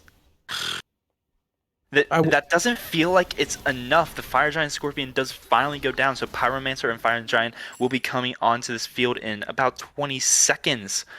But I'm going to sound a little bit like a negative Nancy. I feel like this game could already be out of hand if they had gotten that Scorpion sooner and they went for an early Fire Giants. I'm not trying to sound biased or anything, but that's my take. If they had gotten that Fire Giant earlier, this game might have already been out of hand. 100%. And I'd like to take a look at this chalk. He's been putting in numbies. He's 10-0-5 on this chalk right now. Holy crap, he's going for the godlike. This chalk, I was kind of questioning it at the beginning, thinking it was going over to Subkiller. No, Justin Hu proving that he knows how to play the Rainmaster himself. And now he's just running at it. Chef, he could be throwing away this godlike though. A great spirit ball gets the stun. The beads and the ultimate are required, but the tectonic shift locks in two. Those trembles just wreaking havoc. Oh, a great heal onto that Eset. Drew's food does fall as well. Villain though picks up J-Ray, and I nerdy fell as well. Subkiller just fighting into the Sinon. NMR does show up to give a bit of help, but in the back, Justin Hu falls to Villain. They got so spread out. The ultimate coming out from this Olaron. NMR doing massive amounts of damage. Villain will get shut down, but NMR will most likely fall here as well. And now it's just Subkiller versus the two tanks, and they will leave him be, but Subkiller doesn't want that to happen. The two Frostwolves just want to retreat. Subkiller's still going for more, and he just knows that he's in no danger here. This is just a wet noodle fest, but Chef's in danger. And the Cav will recharge, coming out, getting a stun onto Chef. Chef falling very low. The Screech will force him to dash through, and Chef will escape, but will Blinded. Blinded will not. The tectonic shift enough to give Subkiller that kill, and this tier 1 tower might fall as well, but they will not go for it. They will instead go for this Pyromancer, most likely. What an extended fight, but the Frostwolves gave life. The Frostwolves looked like they had life. That was a 4-for-4 in the end. Yep. The gold lead is only shut down. Got knocked down to only 7,000.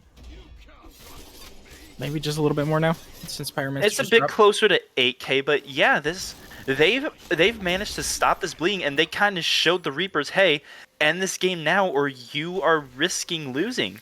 Because, as we were saying before, they're on a timer, and we just saw a small glimpse of what that late game from the Frostwolves can do, and it traded 4 from 4v4 or 4-4-4.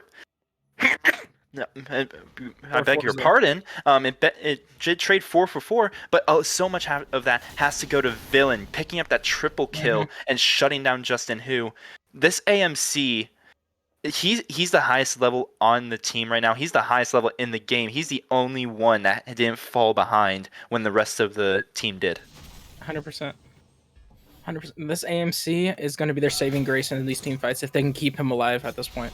Hold on, they were trying to go for an early Fire Giant. They got down to about half health before the rest of the Reapers showed up, and they will pay for it. 2 down, Villain, I'm sorry, trapped in those tectonic shifts and the trembles, and Nerdy will pick up a double kill. The support Kabrakin coming in big, a blink in from Subkiller, catching out Sinon. Sinon trapped under his tower by that cavalry charge. Justin Hu will pick it up, and all that's left is Chef. That was a very risky Fire Giant, and they paid for it, and now the Reapers just get a free Fire Giant from that. And they didn't even have the ward coverage for it. They have the one little outsiding ward right there off to the left of the pit, towards the blue side of the map, and that's it. It was clearly enough for them to say, hey, we can't get this right now, let's turn for the fight, but it didn't give them enough information to say, hey, Kabrakin's also coming in, as well as the entire rest of the team. They just did not have the ward coverage to try and do that. Though we do see another ward there in the Fire Giant pits, it just still wasn't enough. But we do see that Tier 2 tower fall. Tier 2 tower falls for free. There was no way they could have defended that. Oni Fury is up, which they do have to be careful of, but it looks like they're just looking to strip farm before they actually go for this Gold Fury. Which is a very smart play. Just asserting dominance at this point. And then a little bit of a troll there, hitting up the tectonic plates to his own teammates. And can we see how much cooldown iNerdy has, please? Because I want to see... Okay, so it's a 50-second cooldown. It won't be up for this next siege if they go for it right now, which it looks like it might not even matter. As Sinon caught out! It did cost both the solo and jungle's ultimates, but they do pick up that crucial kill on Sinon. 3 ultimates, though, down for the Reapers. All that's left is the Morgan ultimate. And, oh, yeah, I guess Sanctified Field is still pretty good an ultimate to have, too. And this Phoenix will fall with ease. It was already weakened, but still falls with ease, no contention. They are backing in that Phoenix pit, though, and they will stop Subkiller. Justin Hu cancels his back as well to try and help his solo laner. Subkiller looking like he will probably fall. He's just buying time. Justin Hu, in the meantime, on the back, fighting Eastset, and he's just about to get the solo kill. But the rest of the team will show up, and now Justin Hu running for his life, trying to get back with the team. A great ultimate from Villain, though, will cancel his dash. And oh, a root from Blinded catches him out, and as well, great walls, and Villain will pick up the kill. The 7-3 AMC, the saving grace of the Frost Wolves. But that was not without help. Blinded finding some great walls and roots there. 100%. Those were really, really good setups. He knew that the Chalk will teleport back to his axe, had the root set up for it, and that wall was just nice. It really was. It was a perfect wall, trapping him in and then stunning him. That's one of the strengths of Terra. This Terra is still 5 levels down, though. She has to play extremely careful. She needs farm. Who else needs to play extremely careful is Drew's Food, the Blink Tectonic Shift, trapping him in, and MLF will pick up the last hit on that kill. Sanctified Field coming out, and NMR is getting shredded. That Sanctified Field doesn't stop damage, and he will fall to Villain. That's a massive pickup, getting that Fire Giant off of him. Even though it would have been off in the next minute, it immediately stops this right side siege. I mean, it's going to give them time to also now regroup. Their carry is down, but the Chalk did just finally come back up. So they're going to regroup, probably look at Pyromancer, set up for Fire Giant, get wards down, and probably try to end the game. Yeah, meanwhile, we see the Frost Wolves can't defend this right now. They have to push up that left side and try and set up for this Fire Giant defense that's coming up in just about a minute. And they can't do that. It's going to be extremely risky if they don't push up that left side wave. That sniper. Would you rather see the Frost Wolves defend, or defend this Fire Giant, or play under the Phoenixes and give up the Fire Giant? In this case, I would probably see maybe send one person there. Probably send the ESET to try to see if he can, if ESET can steal the Fire Giant. I wouldn't commit the full team there. Put the rest on the Phoenix and get the defense ready. But try to get ESET to send that ult to see if she can secure it. Yeah, but you gotta look at priority targets, and just like in game one, Justin Hu and Sub Killer, the shining lights of the Reapers. That's not to say the rest of the field has not played well. They absolutely have. But in both game one and game two, Sub Killer and Justin Hu have just put themselves out from the rest. And look at this: 13-2 with 7 and 7-2 and 7. These two are making a difference, and it is felt. 100%. In both games, they put the dents in for their team to get their foot in that groove. They And really have. Oh, sorry. Go ahead. No, it's fine. Ever since they put those little grooves in, their whole team's been behind them, pushing with them, getting all these DSIs, getting all these kills, setting up for all these objectives, getting them the head. Yeah, they absolutely have, and it looks like the Frost Wolves are going to elect to just give up this Fire Giant. But look at this, it's only the Kabrakan and Oleron on this Fire Giant. The rest of them are taking that right side Phoenix, and it's forcing the all 5 to back from the Frost Wolves. They took that left side tier 1 tower. The left side Phoenix does respawn as well. That's going to be the last Fire Wave. But this right side Phoenix is about to fall as well. The Suns come crashing down, as well as the Esau. Oh, Chalk taking tons of damage, and Chalk will fall. They do secure the Phoenix, though, at Tectonic Shifts, locking in this Ho Yi alongside the Sanctified Field. NMR picking up Chef. It's a 1-for-1 so far in this fight. Chef falling low, stuck in the Trembles. Subkiller running into the background. NMR picks up Blinded. Subkiller still chasing down Sinon, and they could very well just end. Right now they are in the Titan room, but they are all full health still, and they are still fighting Trembles onto Villain, trying to make him as uncomfortable as possible, and the Titan will fall. Game 2 goes to the Reapers in 27 minutes 30 seconds. We're going to game 3, and a reverse sweep is necessary for the Wolves. I mean, this game at the beginning looked like it was about to be dead even, unlike game 1. But then, like I said, the grooves, they just pushed on ahead.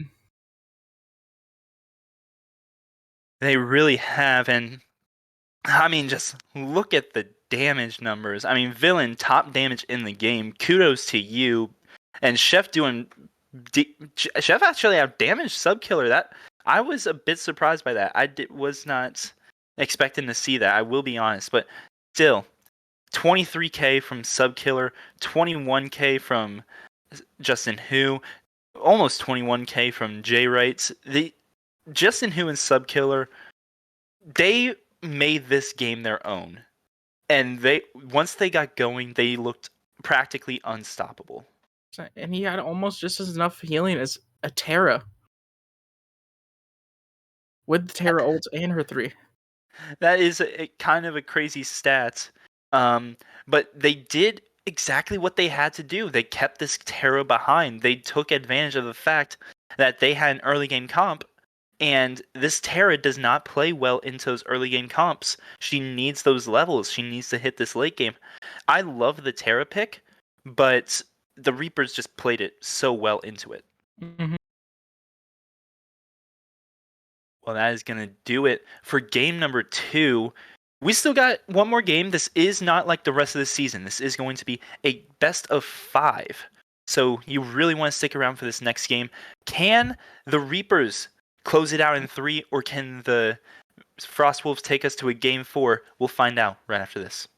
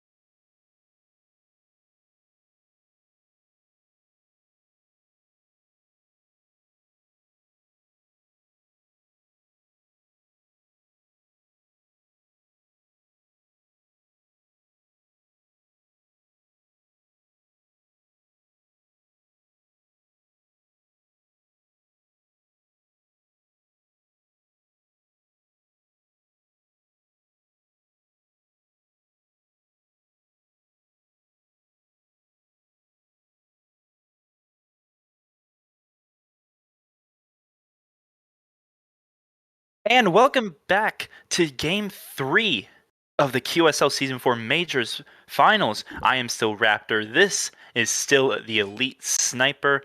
And what a Game 2 we saw. It was completely in control by the Reapers. And we got to remember, this was the final week of the regular season. The Reapers did 2-0 the Frost Wolves, who were undefeated at the time. The Reapers did end up coming in that third seed position, had to fight their way through the King's Court Dukes, but now they are back in the finals, facing off against the same team that they 2-0'd early in the season, and they are right back in the same position. What do you want to see? What do you think we have to see changed, especially in picks and bans, for this next game, Sniper? Obviously, one being that Oleron. The Oleron was a shredding. They got to that Phoenix really early into that game with that Oleron there.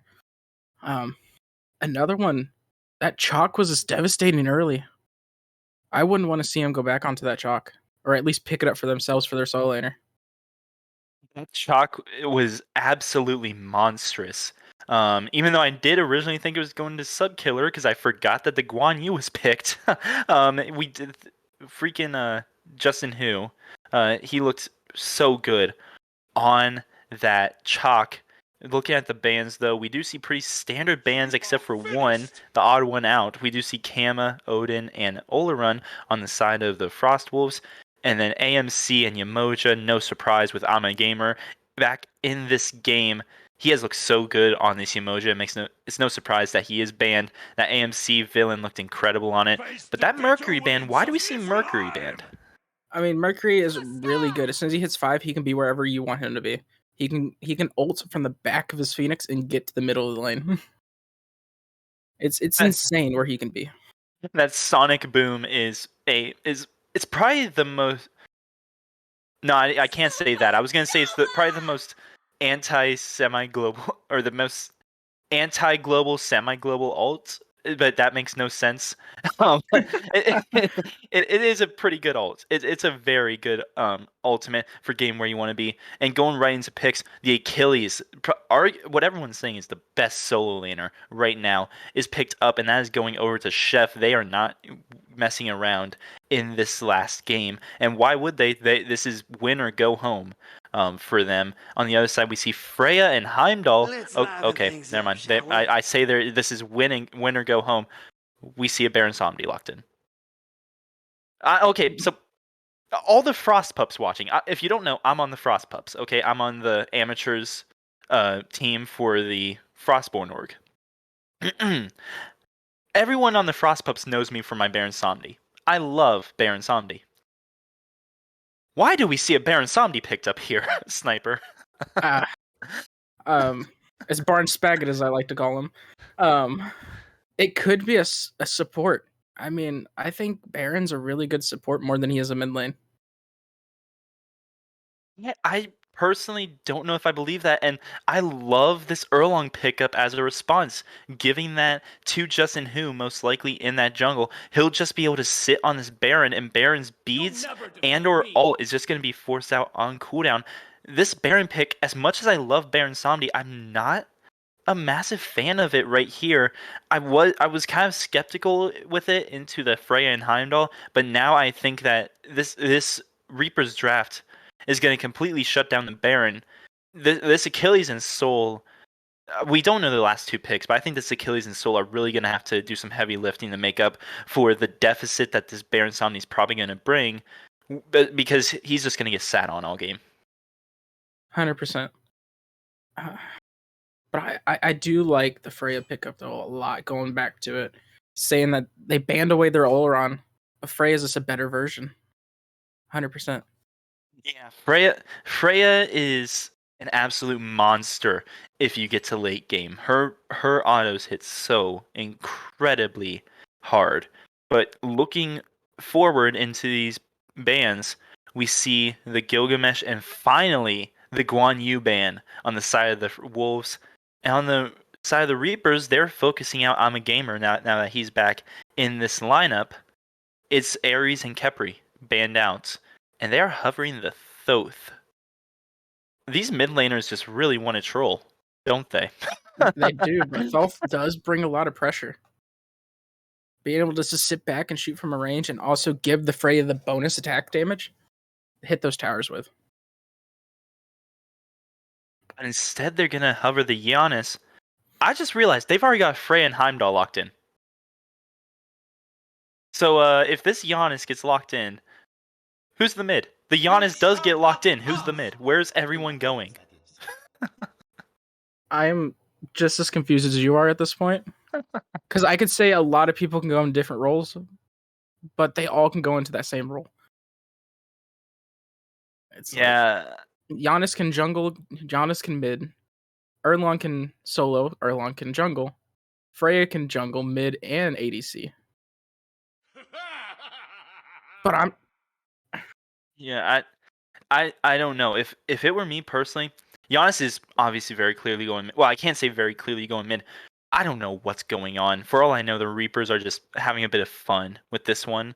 But if I had to bet money on it, I think it's going to be a Heimdall solo. For no reason other than he just seems like more of a solo laner than the other three. Because this Erlang Shen, I'm willing to bet is going jungle for This is one Justin tale who. you don't want to chase, Uh, darling. I'm gonna eat my words real quick. Bakasura's hover. So yeah, Reapers are trolling. There's no other way to read this draft. Reapers are trolling, and now there's a Thor. If this is locked in, that's Erlang support almost essentially. I'm losing money on these bets, aren't I? yeah. And it is locked in. Oh my gosh. Where Uh, we haven't even touched on the draft on the left side. What?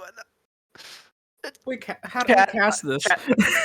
Chat. This is gonna be an insane game. Not because it's gonna be back and forth. This is gonna be a fun game. No, it's gonna be a fun game because we don't know what's going on. No. No. That last game was chaotic. Yeah, so let's finally take a look over on the left side and stay away from where the wild card that is the right side. Sol, Susanoo, Baron, Achilles, Serket. This is a fairly standard draft. That Serket we know almost certainly know is going into that support role unless they are trolling as much as the Reapers. That Susanoo, I think, is exactly what Drewsfu needed. That Iset did not look like what he wanted to do. I think that this Susanoo is exactly what he wants to do. Achilles, just Achilles. The Baron Somni is really the only one I'm worried about on this draft. 100%.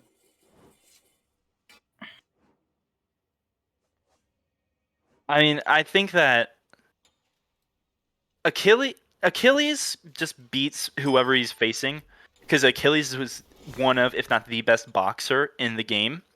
Susanoo, I can't talk about anyone else because I don't know who their opponents are. I don't know what the analysis is. Sniper, before we go into game, please tell me who do you think is gonna win this, if you can. I want to hope for the Frost Wolves because this draft on the Reapers is ridiculous. It really is. I don't know. As we do go into game, we do see it's Heimdall solo. It's Freya ADC. It's pretty standard everywhere except for the Heimdall solo.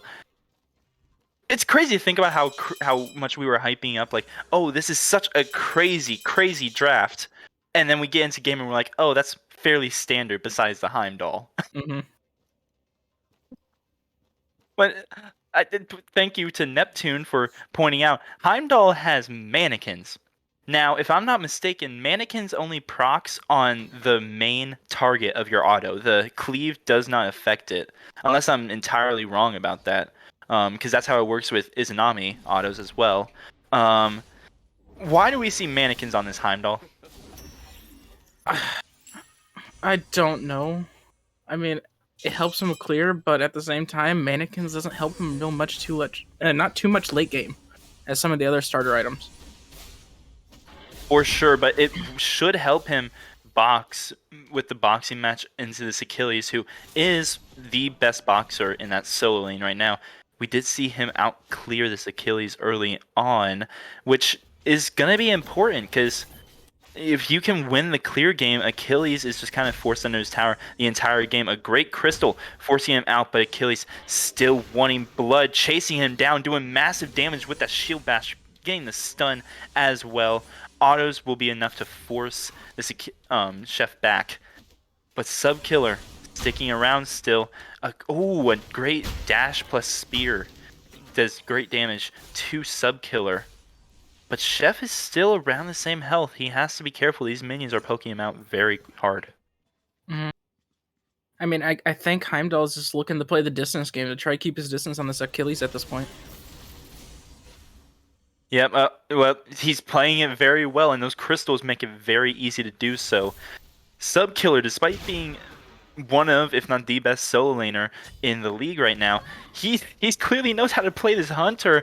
Justin Hu on the left side.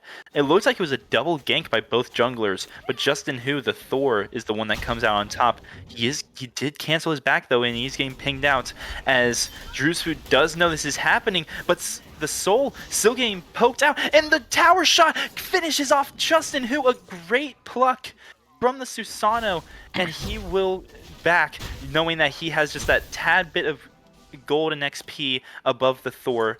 Though Thor does have that first blood bounty, Susano is not giving up though, and the Circuit taunt plus the pluck, the turtle form will be enough to get him out though, and now they will finally back away to their farms. That was an extended fight from the first minute of the game. And it looks like it may not still be over as they're looking to contest this purple buff. But it's an invade, and it looks like nothing more from that. Yep. And surprisingly, only 2 people opted to pick up the Baron's Brew. Okay, so I ran into this dilemma just the other day. Baron's Brew, is it more useful than pots or not? Is it more worth it than a chalice per se or not? I think it is. Because isn't it like 150 health, 150 mana? I think so, but who would really love that 150 health and 150 mana is Chef over here, as he hits 0 on both. Mm-hmm. And he falls to a very early gank from Justin Hu. This Heimdall is surviving. That's what he wants to do. He's surviving against this Achilles, but Achilles still just feels like he will be doing more at every stage of the game than this Heimdall, especially if Heimdall does go into a little bit of defense, which you should expect from a solo laner. I expect maybe a Frostbound Hammer. I like From to see Heimdall? it. I'd love to see ADCs if they go solo lane to pick that up. Gives them the tankiness and allows them to keep their autos on the person. That sounds annoying. Especially when you put on there like kill over here in the left lane. Justin Hu picking him up, and oh no, I'm a gamer misses the triple, misses the dash, and Thor will survive. And now Thor turns the table. Freya doing massive damage to the Circuit, and Justin Hu gets the killing spree, picking up I'm a gamer. 4-1 on this Thor. He's looking real comfortable on this Thor right now. He really is, and I want to ask a question real quick. Erlong support. We haven't really seen it since Aurora in like season 2 and season 3. Actually, no, it did pop up for a little bit in like season 5, but we haven't really seen it since then. Oh my through god! Space and time, steal the blue buff. What a snipe! Oh my god! He's Chris Kylan out here for that blue buff. I'm done. I've seen it all. I've seen it all. I've seen Yanis's steal fire giants. I've seen them steal gold furies. I've even seen them steal scorpions. I've never seen them blindly snipe and steal a blue buff. Bro, what the... Chef is able to secure his own blue buff from the attempted invade that is Justin Hu. But this portal, he dives right onto Villain, but Villain turns it around with an ultimate of his own. The taunt from... Oh no! In the background! The ultimate from Justin Hu picks him up, and now the Susanoo ultimate is used, picks up the kill onto Justin Hu. That's a massive shutdown. Both junglers have that Jotun's Wrath, the 20% cooldown. They will not be missing it. But that is a massive shutdown, and even though it was 1-for-1 mid laner for jungler, I think that's massively in the favor of the Frostwolves. 100%, because Thor did have that shutdown gold on him. He really did, and that does give a chance for Drewsfoot to catch up, as we do see him go back on level. Though Justin, who has respawned and is farming up the left side of that map, picking up those back harpies and that green buff. So, who do you think is on the clock, if any team at all? Like, who's the early game team? Who's the late game team? Who wins team fights? Just break down how these team comps go against each other. I think the Frostwolves are on the clock. They need to aggress as much as they can, even though they're up against a Thor and a Giannis at level 5. That Freya is the thing that puts them on the clock. If Freya gets the rolling, there's no stopping the Reapers. Yes, Freya is a big problem, is he not? Oh, Giannis steals away the blue buff again. He may pay for it with his life. No, the portal gets him out, and Villain will waste his ultimate. Giannis steals the blue buff again. Giannis has secured more blue buffs than Subkiller at this moment. Make that a copy pasta. Giannis has secured more blue buffs than Subkiller.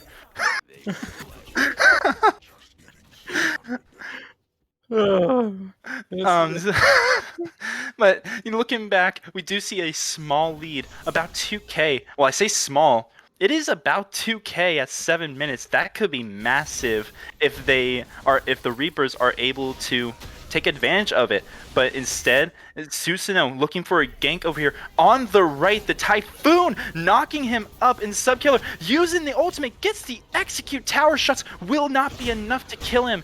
And that is a massive kill. This Achilles is now ahead of Subkiller, and that is incredibly important. But on the left side, I'm a gamer.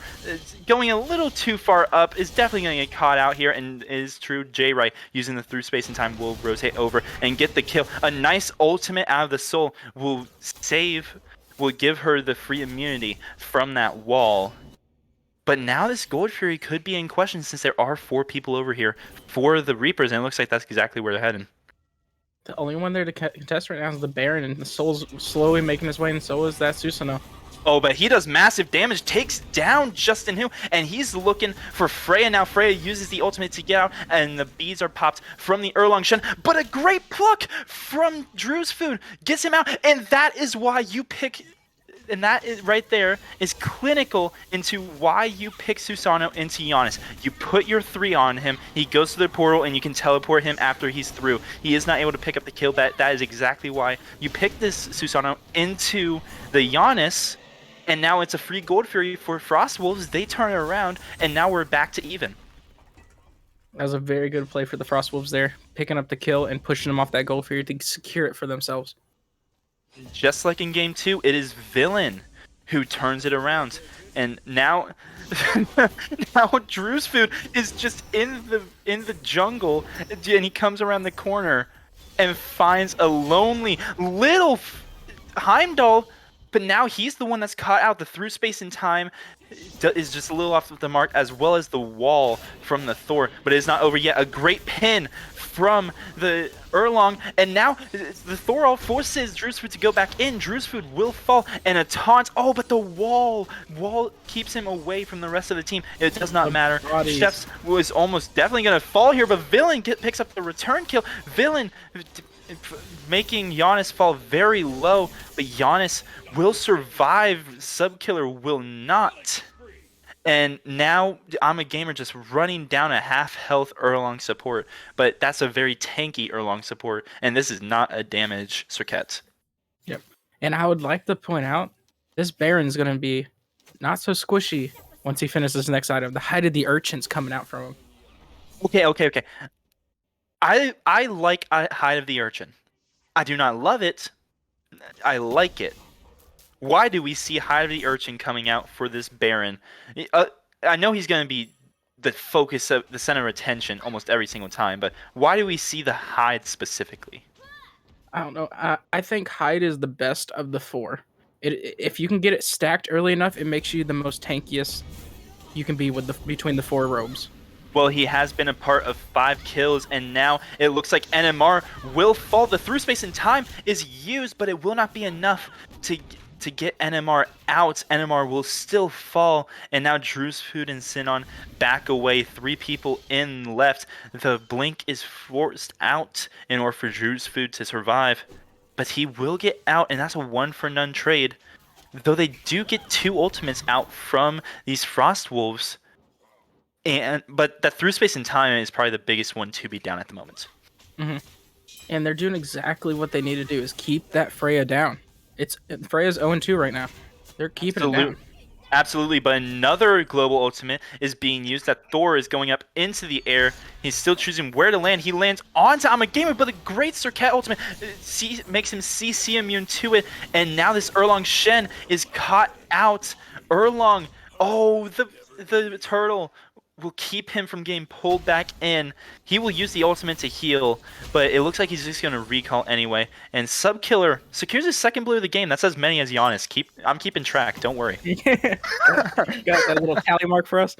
I do have it, yes. Someone message Jay Wright and tell him to go secure every single blue from now on.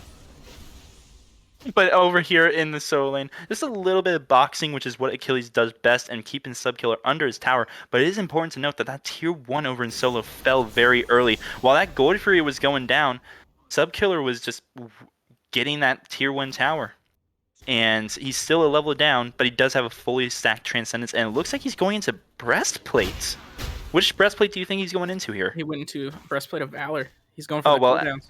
Yep, as soon as I asked, he answered.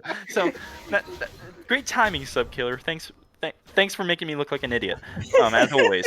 But so this Breastplate of Valor, we do see this Heimdall go into a bit of tank.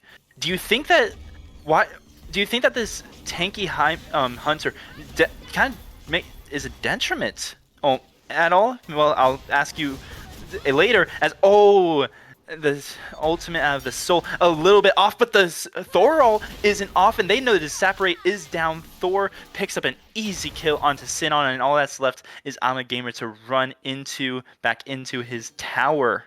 This Thor and Giannis have been on this right side, or this left side, I beg your pardon, this entire game, and it looks like they're still there. But going back to what I was asking, hunters are known for doing massive and consistent damage.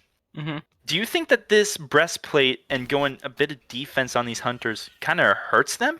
Especially coming into the late game, which is when hunters are normally at their strongest? I think it does, but if he goes the pin build, with Kins, he could play it off. But this Breastplate's going to allow him to have his ult up. And what's going to happen is that he's just going to ult someone just to get him out of the fight, so it just makes that man advantage. That is a very good advantage to have. But we do see he's just sticking around on this right side, farming up, and he has caught up in levels to Chef. But speaking of Chef, he's just on this Freya, and Freya, her ultimate's still down. She's just gonna fall, and it will be to the last breath that takes her down. But look at this, they're heading straight towards this Gold Fury. They have all 5 here. The Reapers, I beg your pardon, are all spread out. They're going to lose that right side tier 1 tower, but unless this through space and time hits, I don't think they can steal this away. I think this is a free Oni Fury. Oh, it does hit, but it's just a little too early. Just a little too early, and now they very well might pay for it. This Giannis getting caught out. The beads are forced out, and the Typhoon is on him. He cannot go through his wall while it's on. He does wait till it's off to go through his portal, and now it's just the Serket on him. Though he is still chasing. Oh, an executable Thor ults in, saves the life of his mid laner for just a second, but he will end up falling in the end. Justin Hu just has to teleport out there as soon as he lands, just trying to get a little bit of peel. A nice play on paper, but it didn't end up panning out for them. And this tier 1 tower, especially with these Oni Furies, will almost certainly fall in mid. But with Subkiller here, I'm not so sure about that anymore. Yeah, and especially that Subkiller now finished the T2 in right lane. He's going to be able to roam wherever he wants now. He did also go into Executioners. I just got I'm just genuinely curious about this. Rate Subkiller's build 1 to 10 right now. How do you feel about it? Like, I say like a 7. I would replace the Breastplate of Hour with maybe, like, if you wanted a little bit of tankiness, go maybe a Shogun's or maybe a Toxic Blade to give him the attack speed he needs. And we did see massive damage coming from Justin Hu onto that soul, and he just goes right in, forcing out. Was that Bees and Aegis? No, it was just Aegis used by the soul, and now Thor ult is forced to use as Chef, just being a nuisance here through space and time, does go through multiple walls. But all that's left over there is iNerdy. Justin Hu ulted behind the tier 2 tower in mid, and he's just caught out, and now this Erlong Shen has to use bees, but he doesn't get out in time, and that's going to easy execute for Chef. But on the right side, Subkiller just trying to get damage on that Phoenix on the right side. Subkiller is just playing the lane bot. Like, he doesn't care about anywhere else on the map. No, he's just waiting for the call, hey, let's all group up. Other than that, he's going to be like, I'm going to do my own thing over here. Freya was forced into her ult on the left side. That's a massive cooldown to be down. But it is important to note that she is 3 items in. This is normally where you see Freya start to pick up a bit. This is normally where we see Freya's power spike become more and more noticeable. Especially with that hasten ring, she'll be zooming around the map while firing autos for a full 8 seconds. And that's kind of scary if you see a Freya doing that. Mm-hmm. And it's surprising that Freya is 0-3, but still level up on the soul. Yeah, well, I'm a gamer. Ate the full damage of that Heimdall through space and time and Thor's ult used to try and catch Drew's food, but Drew's food will survive. But in the background, who is that? Chef. Say hi in Niflheim for me. Chef survives the trip though, but he will fall in the aftermath. Erlong Shen falling pretty low, and now it's just Sinon caught out a little bit. Fighting Subkiller. Subkiller uses the portal, uses the Bifrost to get out. The portal used by J-Right to get out as well. But a full health villain has rejoined the fight. The Reapers trying to escape, but they cannot do it. Oh, yes they do. I spoke just a little too soon. Justin Hu does escape with that hammer, but on the left side, that tower's just gonna fall to that Freya, and oh no! I'm a gamer falling to J-Right. The unstable portal is just doing a little bit too much damage as they're trying to take down this Pyromancer. The Pyromancer will still stand. I'm a gamer will fall.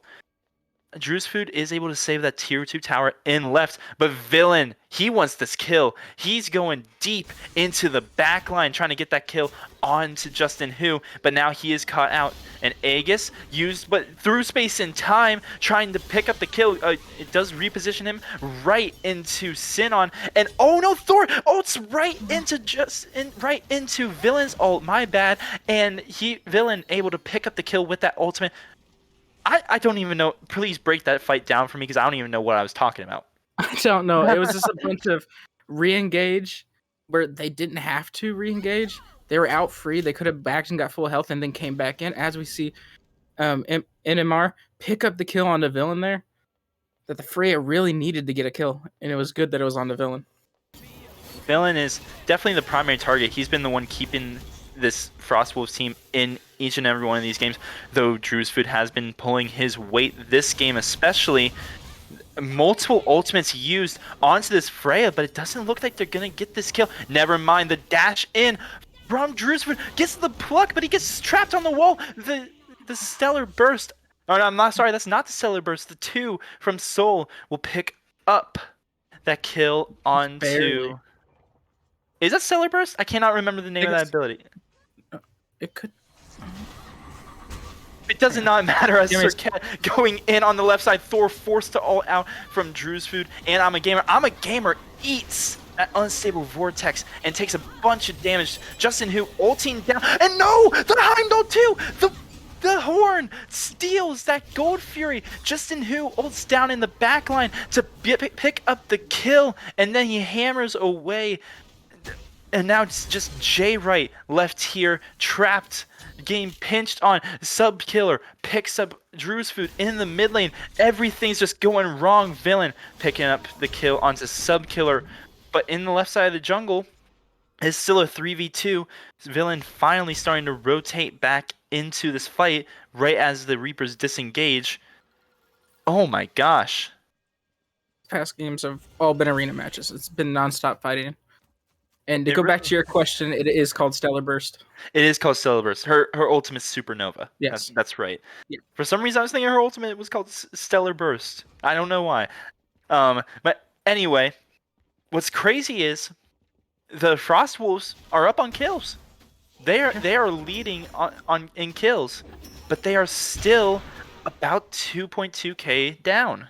The Reapers are just farming better, and it really shows. Freya 2 levels up. Sub Killer 2 levels up. Even though they are down everywhere else, they have that gold lead. Mm-hmm. Just like letting that Heimdall to sit there and farm that whole game helps him out tremendously. And there's the Toxic Blade, and I'm assuming that's going to become a Shogun's that he's building into right now.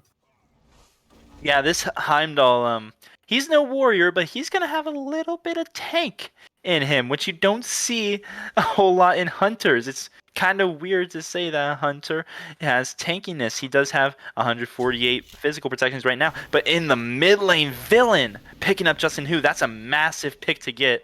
They are pretty low everywhere else, though. I don't think that they can get Fire Giant off of this, as they do have 2 members back, and one of them being their supports. But they do have this healing from the Baron Samedi for the rest of the team, and we see it right there, healing Chef just that little bit, but that little bit could save his life later on. And point out, he's at 5 stacks of the Zerch, and he's 2 off of completing. Is it 7? Yeah, it's 7. Okay. I thought it was 8. But yes, this Urchin. Once he gets this Urchin, it could be massive. He also went into the East Staff. I'm a gamer going into this Freya. This is a late game Freya. This is a level 20 Freya with 3 rings. She will be doing massive damage, and we see it right there. She didn't take a whole lot either, all things considered. She is a little above half health, but she went into a Cirquet that is way tankier than her and left her with the same amount of health. Mm-hmm. And Circuit did force the ult there to stop the healing onto that Freya. A blink in from Chef onto the backline, going straight onto J-Right. J-Right has to use the ultimate to escape, but he goes right into the clutches of 3 people. Oh, the ultimate from Justin Who picks up the kill, but then right into the ultimate of Baron Samedi. I can't keep track of what's going on, in all honesty. The execute from Chef picks up NMR. It is just 2 left, but Sub Killer, he's been pushing right lane the entire time. He's just been lane botting, and he picks up the Phoenix and does damage to the Titan, and that's a win condition. Even though I think that the Frost Wolves won that fight, they lose so much map pressure because Sub Killer was just taking Phoenix. Yeah, and even chunked the Titan of a quarter of its HP.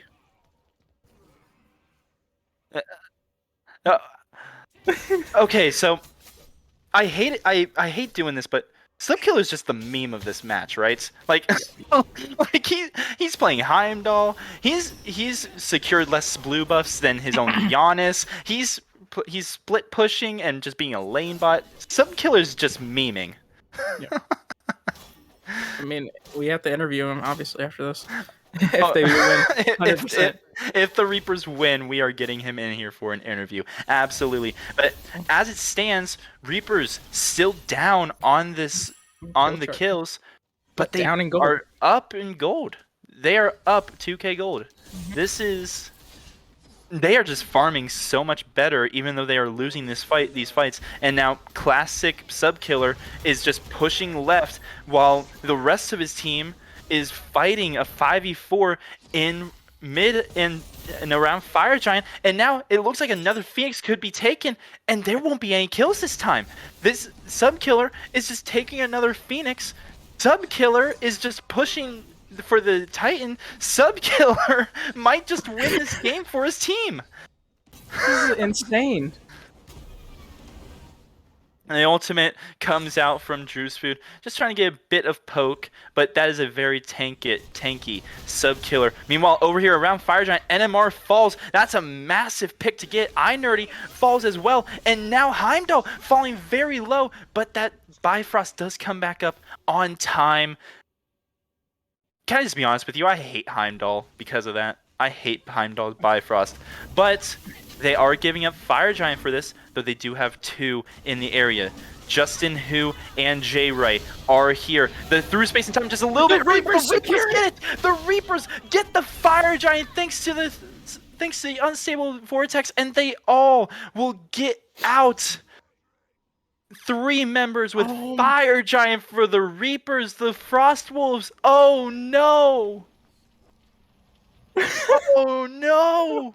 Oh no! And now Subkiller's just pushing it back up left. What is going on? I've had my hands on my head. I know you can't see me, but I've had my hands on my head since we picks and bans. What is going on here? Subkiller not gonna fall here. He uses the bees to make sure he gets through the Bifrost on time. I'm done with this game.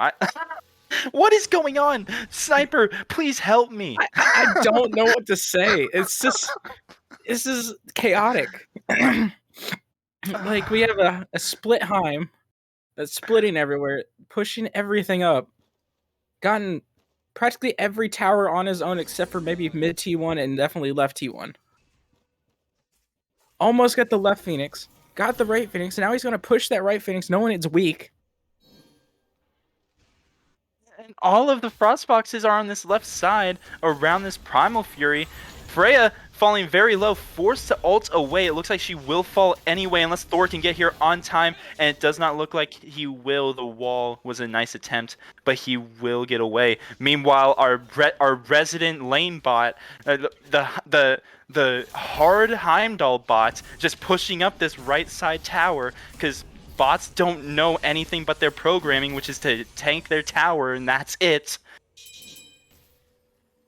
Lanebot Subkiller gets the right side of Phoenix. And he's out. Uncontested. And now look at this. He drew everyone to the right side. It's only Villain left to contest this Primal Fury. Why is this working? Why is Lanebot Heimdall working? I don't know. This...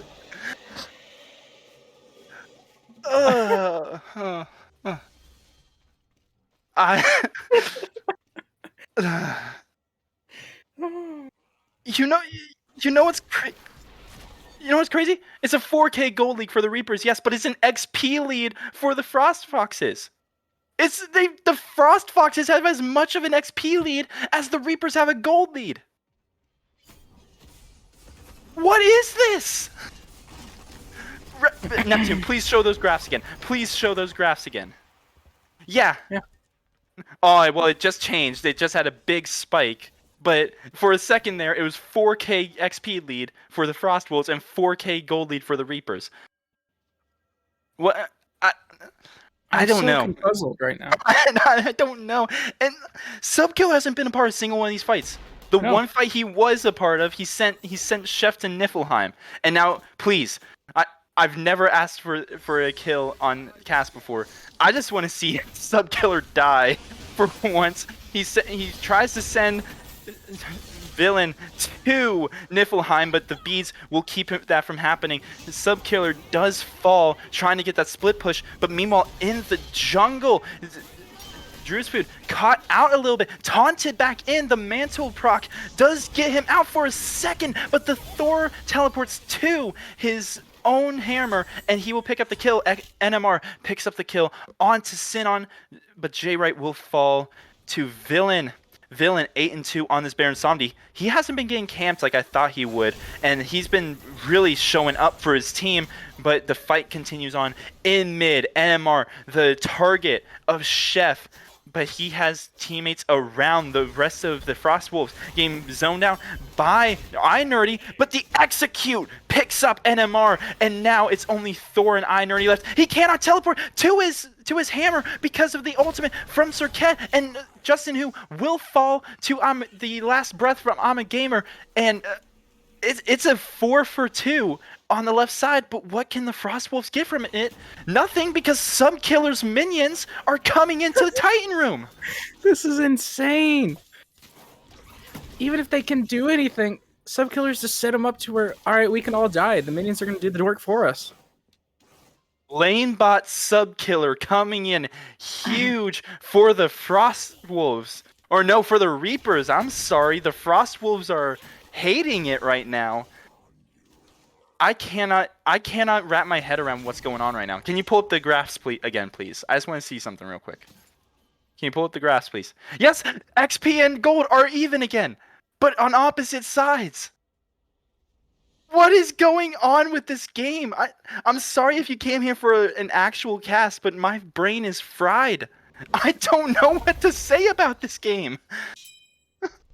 Sniper, you're the analyst. Talk. Yeah, but that's me talking. There you go. That's all you do. Around this fire giant, the fire giant dance begins. I felt like I stuck my brain into a microwave because that's how this game feels right now to me. It's like I don't know what's happening. I feel like my brain's just a potato. Oh, guess who's back on the left side? Well, it's EFG is up, Killer. so everybody wants to be at that EFG. EFG is up, but Sinon shows up on this left side.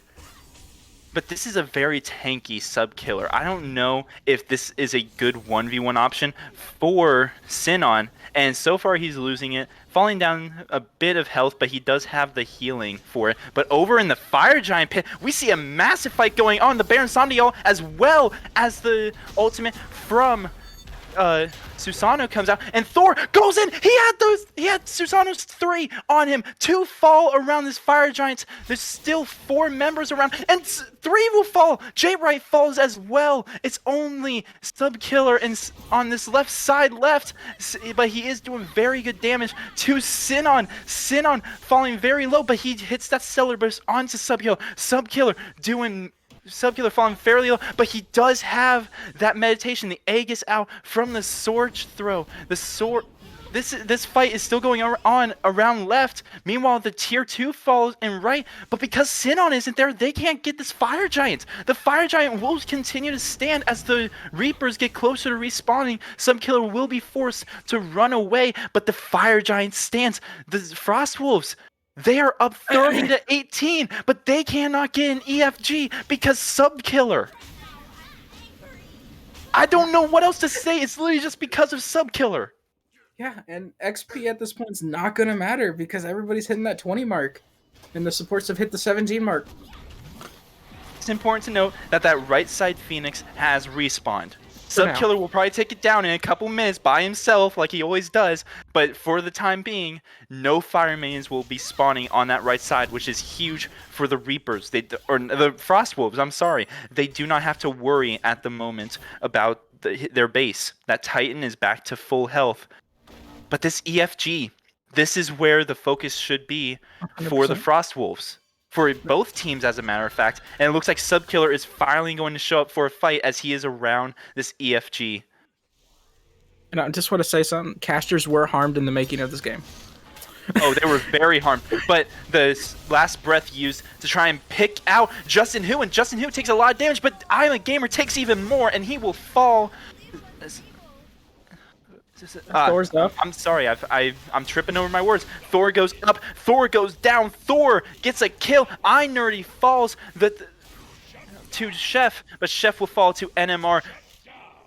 J-Right, so low. Thor, so low. But the 2 hunters, they are healthy. They're pushing up right. All that's left is Drew's Food. Drew's Food is the last hope for this team. But guess what? This Phoenix is weakened because of the lane bots. This Phoenix will fall. They're going for the Titan. This is going for game. This is Titan. This could be the Titan. They do. Jay Wright is still very low. Justin Hu is low. Jay Wright does fall. Justin Hu falls. I don't know if they can end. No, they can. They can. NMR. Subkiller.Ey're doing so much damage. Subkiller falls, but he has meditation. The Titans my fall. God. Subkiller and NMR end the game. What was this game? What was this game?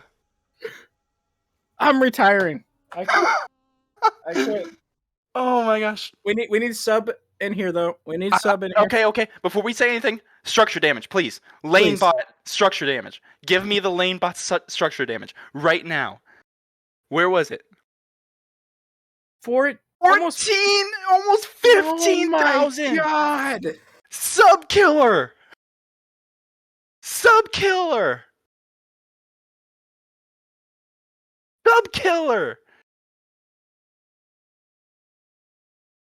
I'm done. I don't know what to say.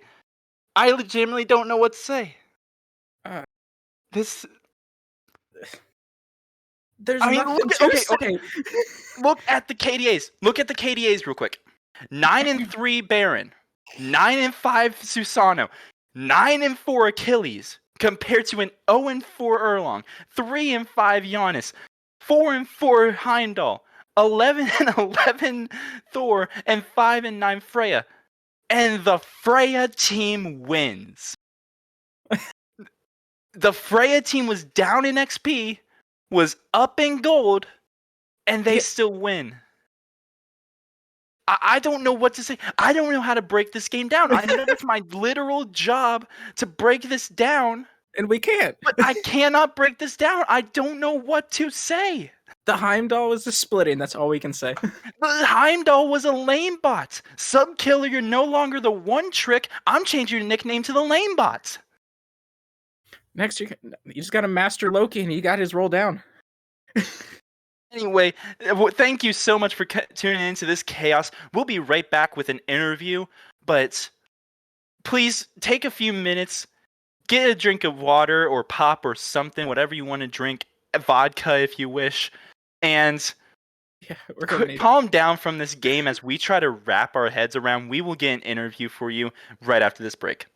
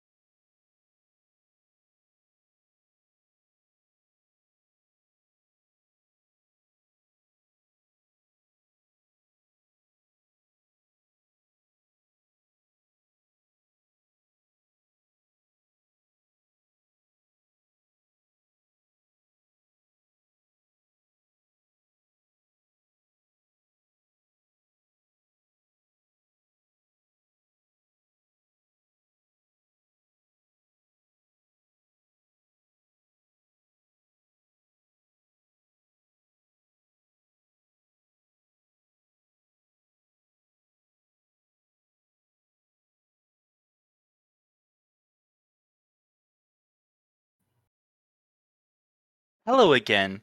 If I sound a little calm, well, that's just because I calmed down. No, I didn't calm down at No, all. no. I'm still trying to figure out what's going on Yeah. with that third game.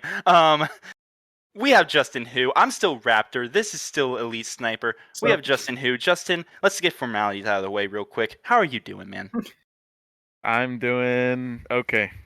Have a fun 3-game set. Fun two game set. I'm gonna call it that. That third game Okay, didn't cool, happen. cool. You're on the same boat as us. So we're gonna keep this short because I'm sure you don't want to talk about it either. Game 3, please explain. Yeah, Sub Killer said he was gonna play duel. So he's a And big time indeed he doll did. and built like a duel player. he And indeed. he acted like there was never more than a one player.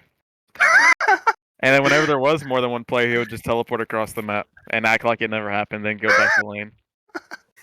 That, yeah. Okay, we're not going to talk about Game 3 anymore because while we still have at least part of our sanity. Games 1 and Game 2, you guys, the beginning of the game, especially in Game 2, seemed fairly close. Like it seemed like anyone's game. But you guys were the team on the timer. You guys had the early game comp in both those games, and you guys showed it. You guys played. You guys just snowballed once you got the smallest bit of lead. What was the idea? Was that the idea between the two games, or were you just playing for comfort? What was the idea behind the comps? Well, but whenever we were drafting, we kind of drafted around me, I guess. But I was kind of saying I wanted to play like Osiris or Chalk or Thor, and basically I just went for a last pick. So but they top picked Cleo and Amuzin Cobb. So we were like, after we first picked Guan Yu, we first picked Guan Yu because we don't want Chef on the Guan. Um, so and then they picked Amuzin Cobb into Guan Yu, which kind of amazed us because they were valuing the Olrun the entire set. So everything kind of just lined up. Like they were valuing the Olrun all set because Indamar is really good at Olrun, so we just picked Olrun Cabrakan because Cabrakan just shits on a Muzin Cobb. And then Morgan's obviously comfort pick for J Wright. And I was planning on picking Chalk the entire time. And our comp is early game because we punish all their no movement characters. And I just got to do whatever I wanted on Chalk. I mean, there's nothing you can do to stop that character, so. Yeah, no, absolutely. But I do have to compliment you. Chalk is normally known for, kind of falling off there in that late game, but you did not look like you fought off at all. I am kind of curious. I did see you go the Stonecutter Chalk, and I'm just kind of curious. This seems a bit out of left field from what the questions we normally ask, but I'm kind of curious. Why did you go for the stone cutting sword on Chalk? Well, they don't really have any magical damage on their team, right? So it's like it's an Isis that's feeding her brains out, and they have a Huyi and a Muzin Cobb, and the Muzin Cobb's obviously doing the best on their team, and he's really the only damage I have to worry about.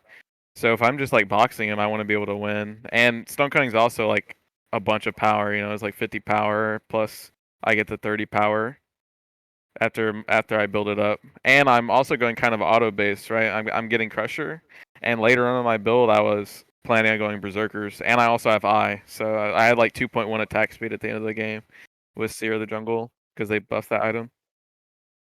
Yeah, so you're definitely getting use out of that stone cutting passive. Just one more question from me. That second game, you guys they looked like they were about to turn it around that first fire giant fight. I believe that it was like a 4-for-2 wipe or something like that. Did that hurt your? What was the comms like? Did it hurt your mental at all, and you guys had to turn it around or something? Because they did bring it from like a 2. I believe you guys had like a 2 or 3K gold lead, and then they just made it even all in the span of like a minute. And so, what was the comms like? How did you guys bring it back to regain that lead and then expand on it after that?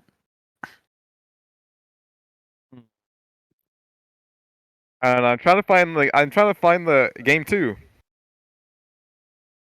Game The 2 shot was game. Game 2 was when you played Chalk. There was one fight very early on around the Fire Giant. I believe Fire Giant Scorpion was still down or was still up, and they just it was like a 4 for 2 fight, and it turned it from a 3K gold in your favor to even. I actually know what you're talking about. Yeah. Okay. Yeah, basically with that fight, after that fight, we basically realized that like the AMC was like gigantic. Like we had to really deal with that guy. So me and Sub kind of just like switched the breaks because at that point we were like 10-1, or I was 10-1 and he was 7-1. So we just like switched the breaks to just go on this AMC every fight. I don't know if I can curse, but You cannot, but thank you for catching yourself. You're good. You're good. We just basically switched to just going on this AMC every. We wanted to go on the AMC every fight, but I don't think me and Sub ever went on the AMC because we just kind of ran it down, killed whoever. But our mental was fine. Like we were like screaming in comms, like we were just having fun the entire time. Well, game 3 was very evident of that. Sniper, any questions for Justin Hu? Only thing I can say is, Raptor, your statistics. The Yana securing blue buff. Oh right, Yana secured more blue buffs than Subkiller. That's a copy pasta. That's a copy pasta. The one where he ulted the blue buff across the map, we all just screamed. Like that was crazy when he. Oh, you weren't the only ones. We were screaming here in the caster booth.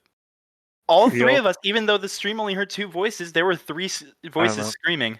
I don't know how they had the mental to play. I don't know how they had the mental to play the game. Like after he stole that twice, he stole fire. He stole the fire. He stole like 3 blue buffs from the. They were obviously our blue buffs, but they were getting them, and he stole them. And then Heimdall stole the Fury. Yeah, they just couldn't confirm objectives, and I'm actually not sure why. That third game, I don't honestly even want to think about it anymore. No. Justin Hu, thank you for joining us, and congratulations on being a Season 4 Majors champion. I'm sure it feels really nice for you and your team. But for us here in the caster booth, that will be it. Excuse me, my name is Raptor. Joining me is the Elite Sniper. It has been a pleasure to cast for you guys. And if we do not see you again, we will see you in Season 5. Can I say something first? Before we end the stream? Way to ruin my the good outro. Go ahead. Yeah. All right. I just wanted to say, undrafted to finalist and champion. That's all I gotta say, man. I was undrafted. That will do it for us. So thank you so much for joining. My name is Raptor. Joining me is the Elite Sniper 180. Thank you so much for tuning in. Oh, thank you for interrupting me. Neptune, thank you for being our production. Yes. And this, that game 3 just melted our brains. We will see you next time.